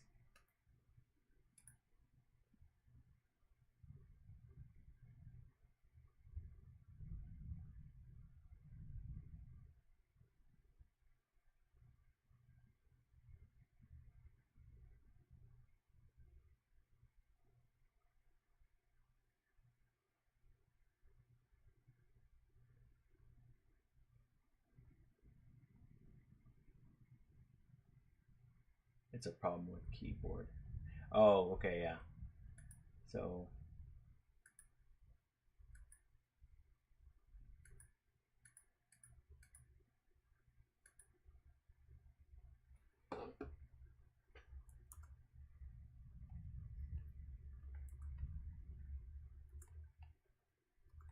and there's a storm of brewing outside.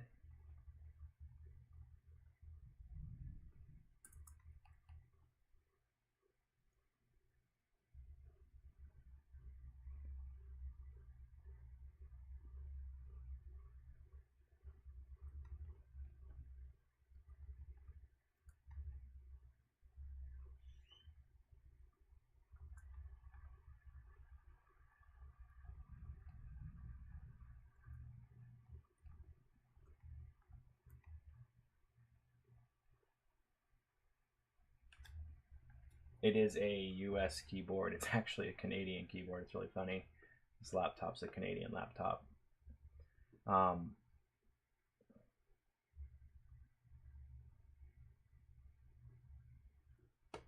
So maybe, so here's my question is, maybe I didn't need to uncomment the title, the WPA/WPA2 secured. I just needed to uncomment the iFace WLAN-Octopi iNet manual, and then the WPA SSID and the WPA.PSK, along with my, the quotations around what it is. So I uncommented the title WPA/WPA2 secured. So I don't need to uncomment that if I'm not mistaken. I'm looking at it now and I'm thinking I don't need to uncomment that. Is that something that maybe would have caused the problem? I think so. Uncommenting a line that didn't need to be uncommented. So I do need to delete those.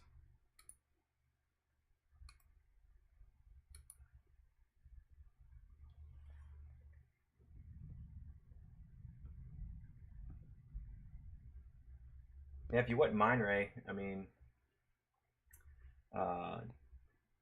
you know what I can do? I can show you guys what I'm talking about. Let me just do this real quick. Not that I don't trust you guys, but just, this is going live on the internet.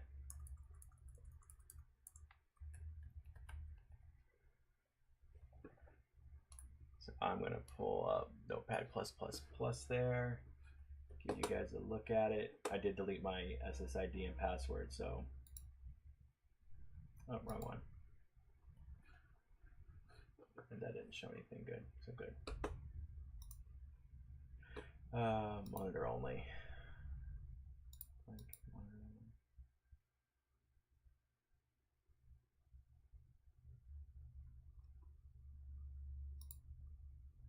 Wrong one.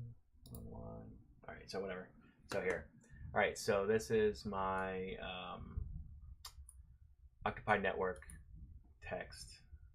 Let me make it so it's bigger. So since I have a WPA2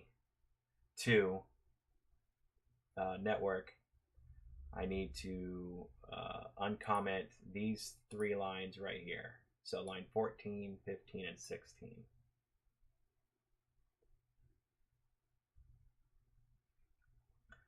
I originally did have this line 13, uncommented as well.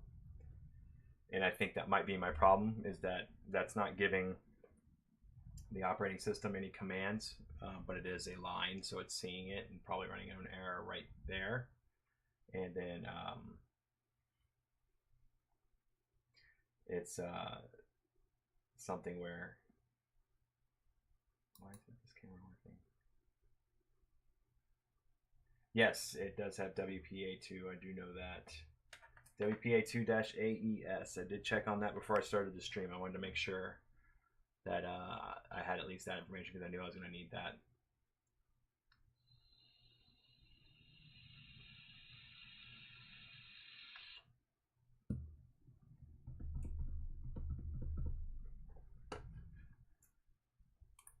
It did have, give me 1 second.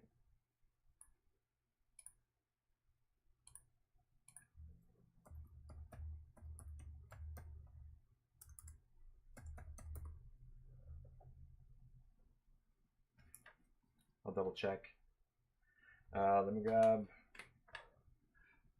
So, do you have a WPA2 network there too as well, right? Yeah, a lot of twos as well there.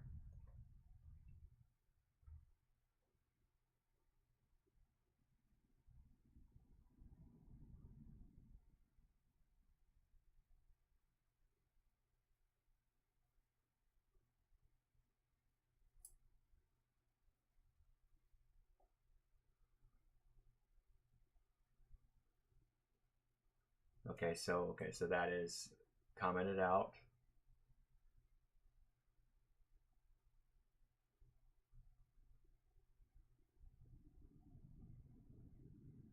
Okay, so yep, my line's exactly. Oh, so you have that commented out as well.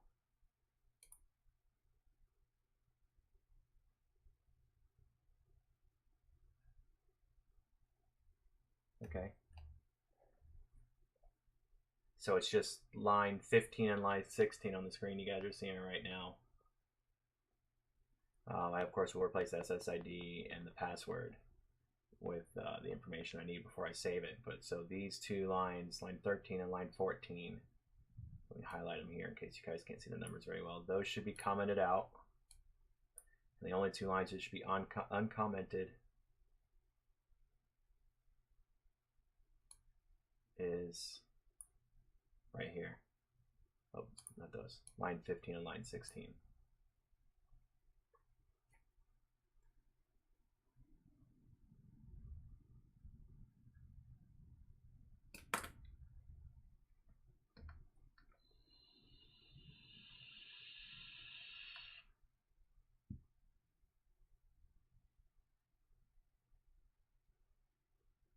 WP SSID.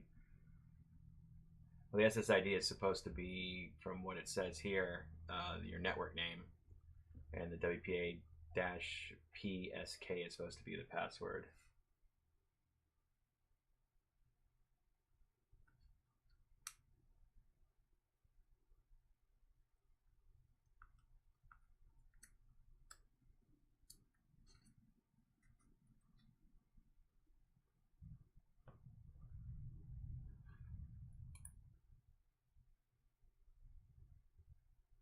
Yeah, so yeah, my LAN name, yeah.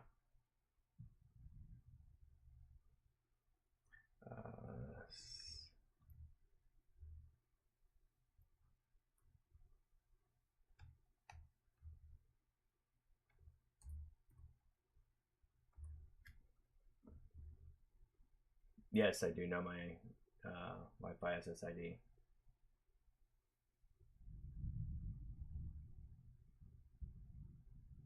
Yeah, so I don't think commenting the SSID and password is going to be.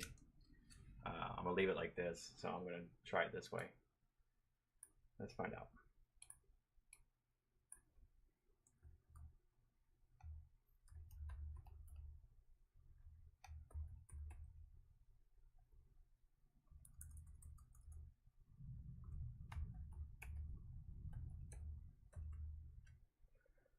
So let's save it now.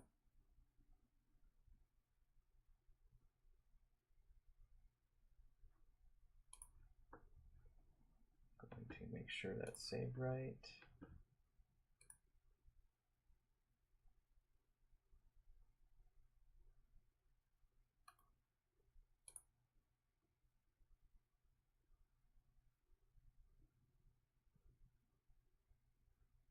Get that saved right. Eject it now. Eject boot. Safe to remove the hardware.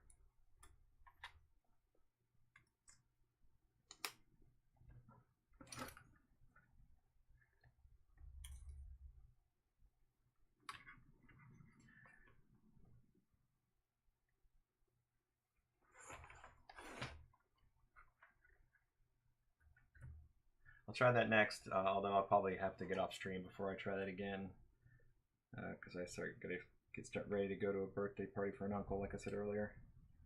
Is there any way that I can get the Pi on the touchscreen to boot into, so I can at least get the camera working through this screen, or at least get the OctoPrint working through this screen. Basically getting it booting to a GUI.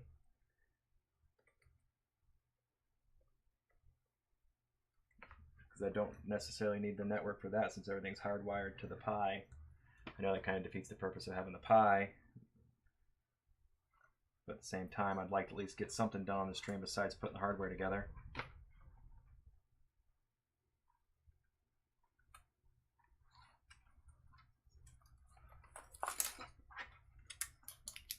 Alright, sorry, let me switch the cameras because I'm booting back up now.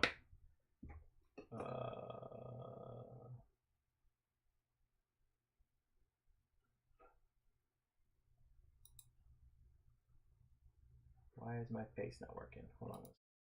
Okay.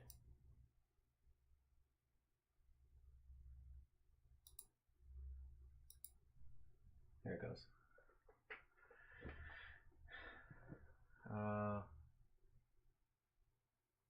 iFace command. Yes, I do believe I have that one. And don't delete the quotation marks, you're correct. Well, that's what I didn't.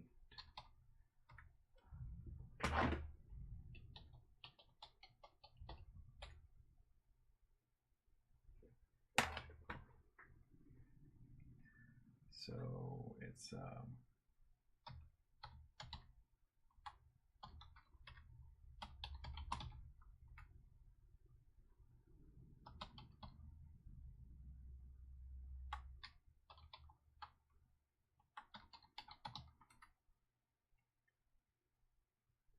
what was the command to get update again? I know it's sudo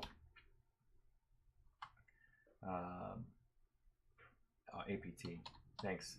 Thanks, Flavors.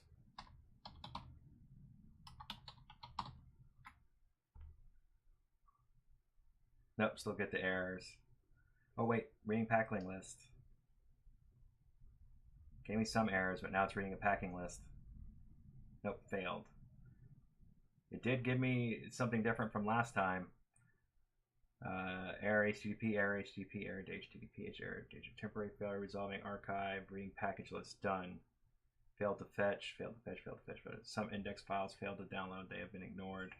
All ones used instead. So, does that mean I got connected or no?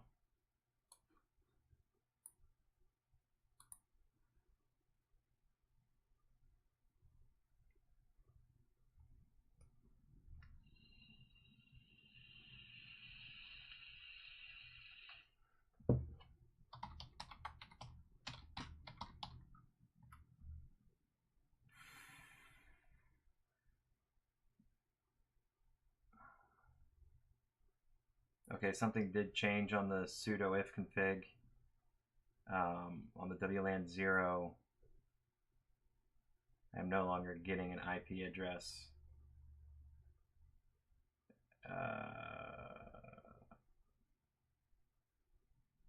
Link encap Ethernet hardware address, and it's got the MAC address and an INET 6 address.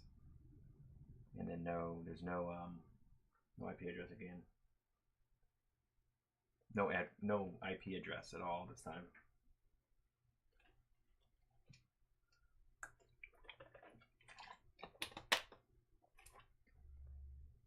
Can I zoom in on the screen? Yeah, let me try. Let's click on some stuff down here. Oops. Might still get kind of blurry.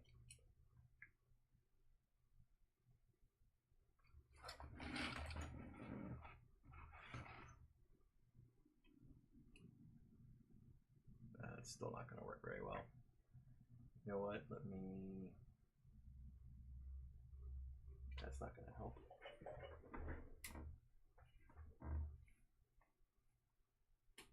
Boom.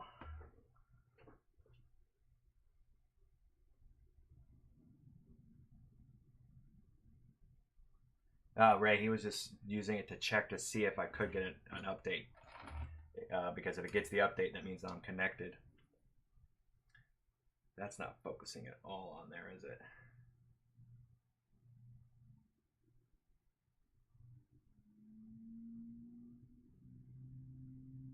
It's because I kept the hashtag comment.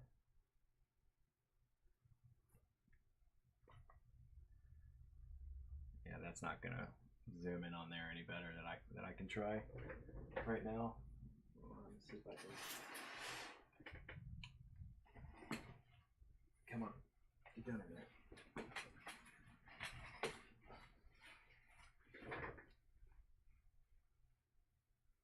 Whoa, whoa! Now I'm getting really close.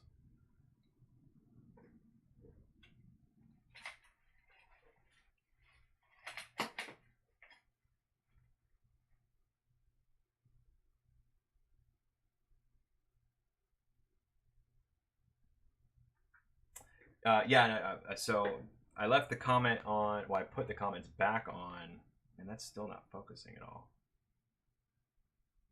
Did I leave it on the command I face? I don't remember.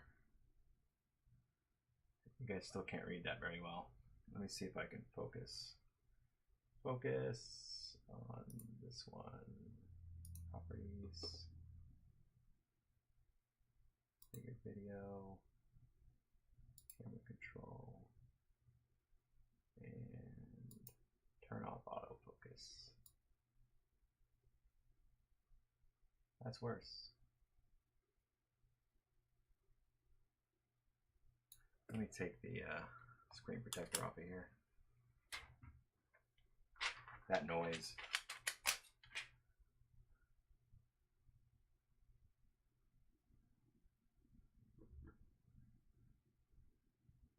So I do have to uncomment that line.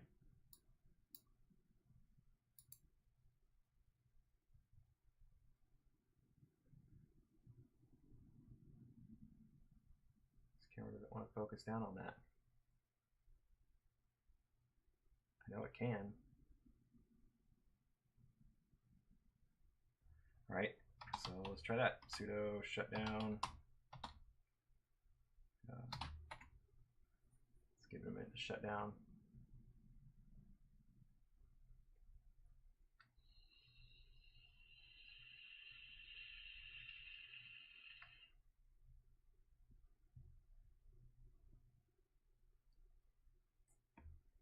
So I think I changed the comment for both that and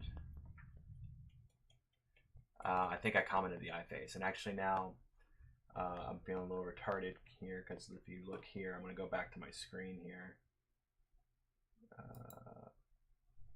Let me close this. Wrong screen. There we go. It actually shows it right here. So I'm going to double check to make sure that the if face is, the I face is commented. So I'm just waiting for it to shut down.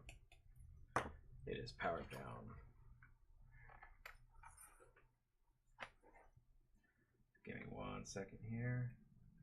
There we go. Where that long camera cable is a pain in the butt right now. Those those are quotation marks, flavors. Quotations. Quotation. You might see me do this every once in a while. Quotations. It's when you're quoting something. I think I get what you were saying earlier now. Not to delete them completely, but to delete them and then retype them. Because sometimes it's yep, I did have the iFace. But I'm going to try Flavorist's idea.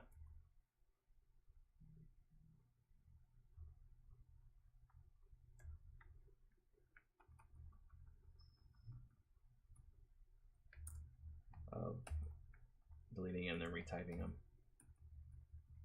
Just to see.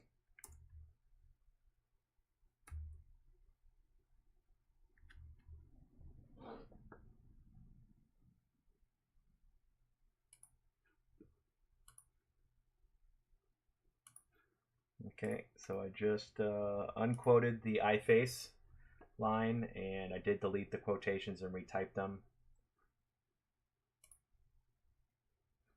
And it did save.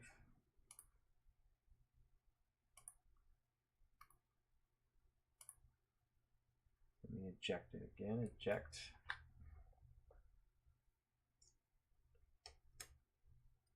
All right, I'm gonna put this back in now. Give me 1 minute.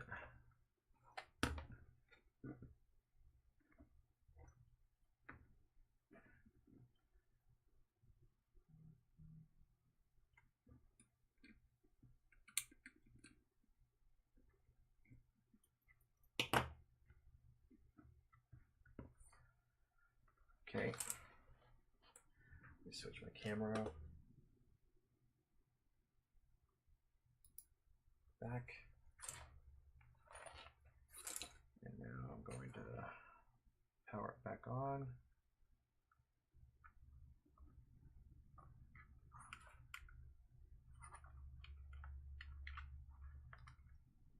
Yeah, I'm sorry. I have so many screens running right now. All right, so Raspberry Pi has gone back on.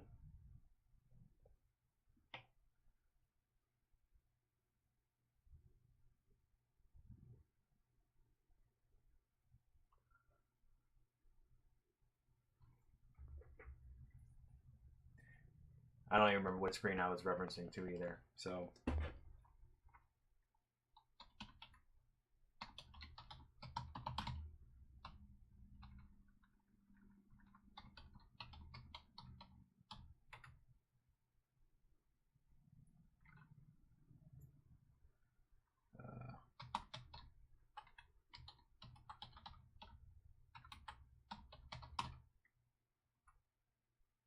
Oops, I'm typing that in wrong again. I need to scroll back and see what it's supposed to be. I need to write it down.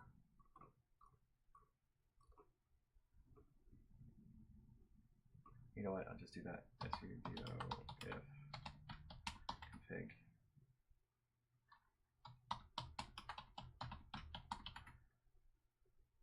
Okay, so I'm getting an IP address again.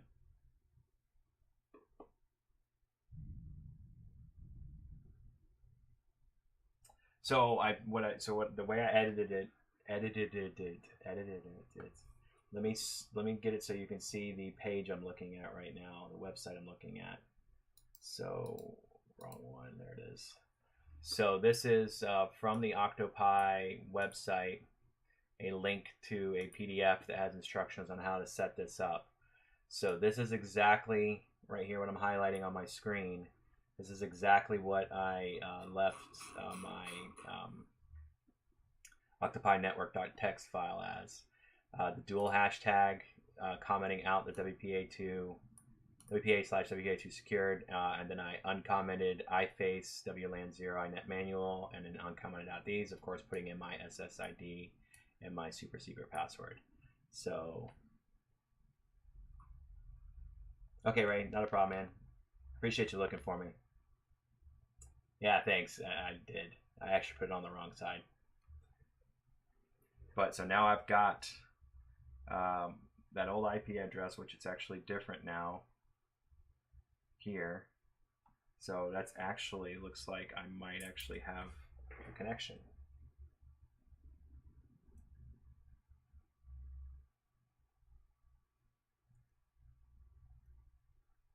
So let me try entering that into my browser here.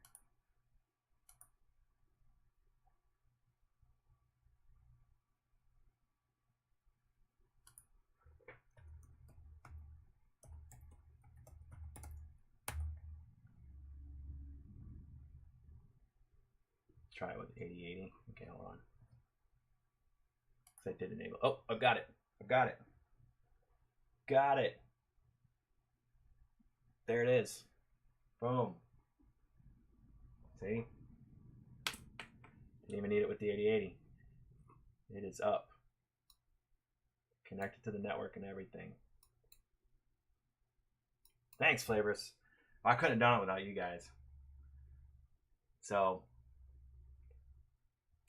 of course, I'm going to do a password. So let me pull this up real quick. Get you guys a view, but not a complete view of everything that's going on. Oh, that's still there.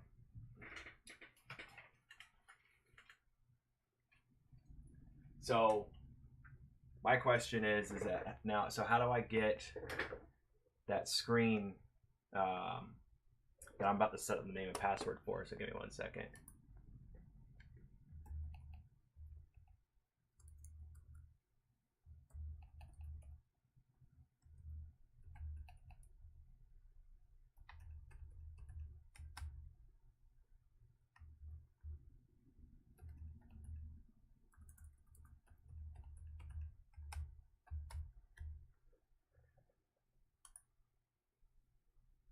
Beautiful. All right, so now I'll switch back. So it's that one. There it is. All right. So now I've got the Pi connected to my internal network, and I am able to see the OctoPrint interface now.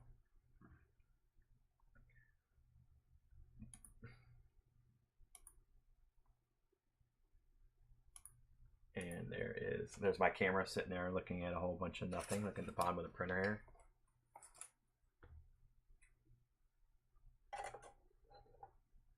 Well, that is lag behind.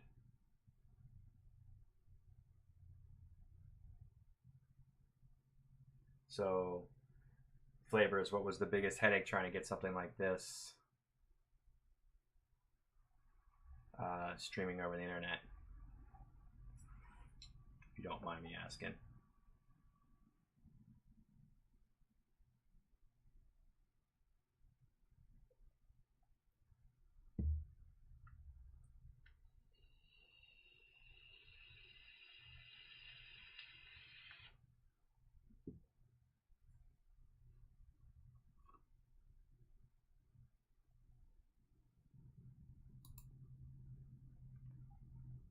Don't know what just happened there. Oh, I still have the screen protector on that too.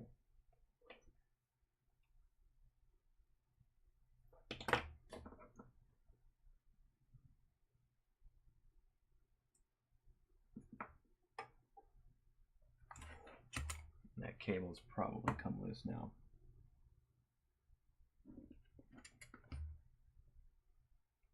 So I'm gonna go away from that. Called UV4I.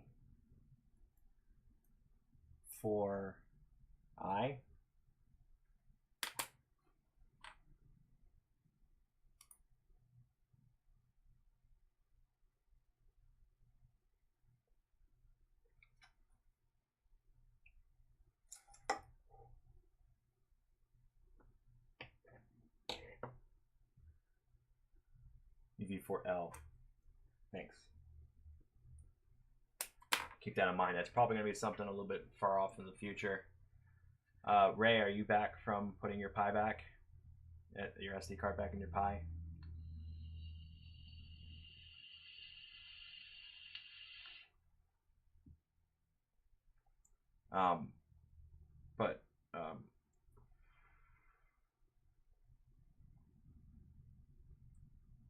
Well, I know one of the things I got to do if I want to try and stream any video of this or anything like this outside of my local network is I need to give it a fixed IP address within the local network first. So that's going to be the first thing I'm going to have to do.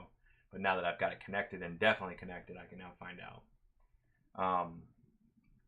Ray, what was the name of, you were talking about that program that you use for your Pi to send you pictures?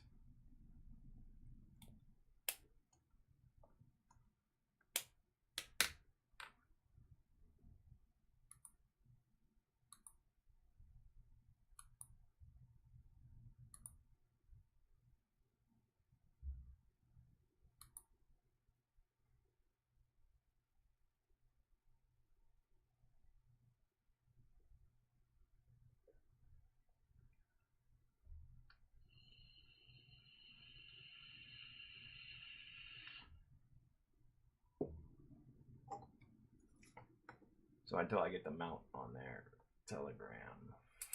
Oh, that's for iPhone. Do you think they make it for Android?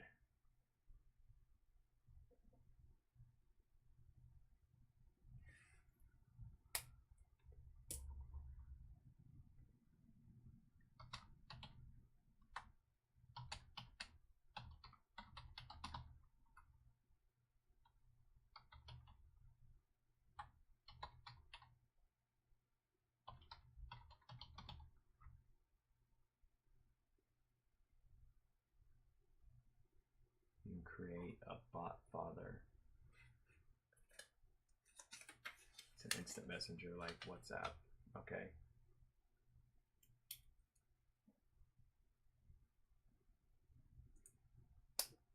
Available for all smartphones. Have I checked if it's got internet connection? No, I have not actually. So hold on 1 second. Let me do that.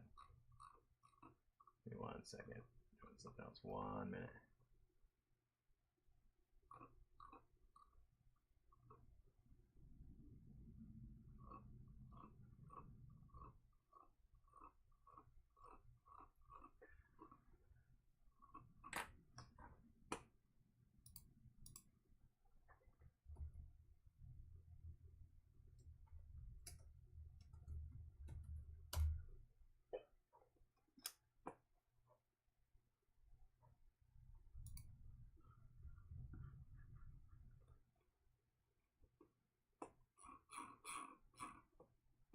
I have an Android phone, Ray.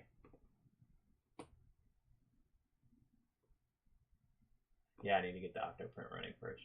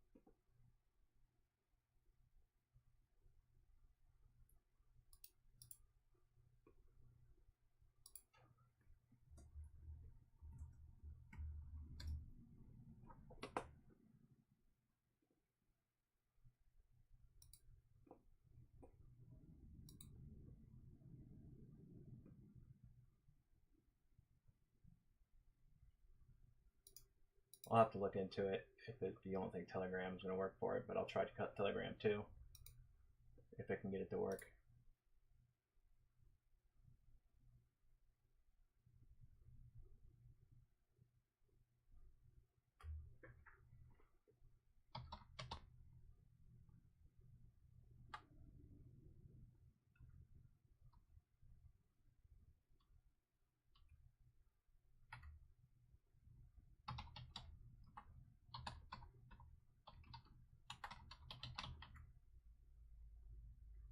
Yep, I do have internet connection. I just did the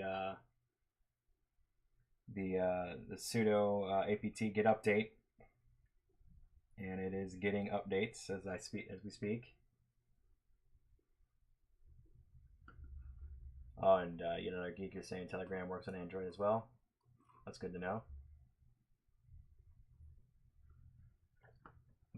Okay, so where are the plugins?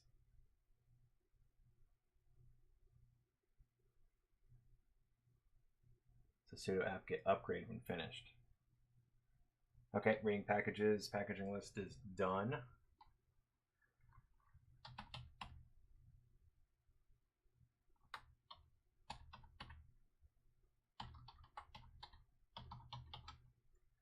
Sudo apt get upgrade. So it's upgrading now. Do I want to continue? Yes, so it's probably going to lose my connection up here.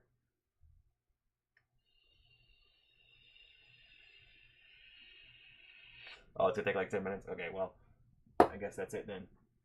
Because I got to go pick up my little girl from daycare and then going to get her ready to go to the dinner that we have at 5:30, which is 4:40 now. So, you know, got about 50 minutes to get all that done. Save not done so in order to get the settings. If you have to log, oh, you have to log in. Okay, so with the login I just created, I would log in up here.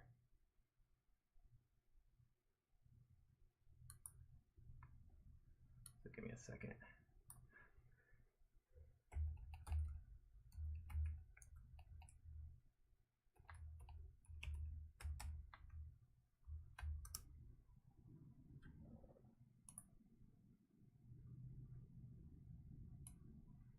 I don't know if it got me logged in or not.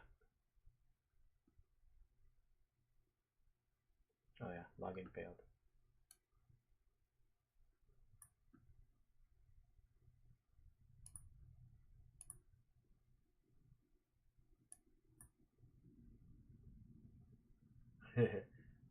Yeah, Ray, I'm gonna get off here in a sec. I've gotta go.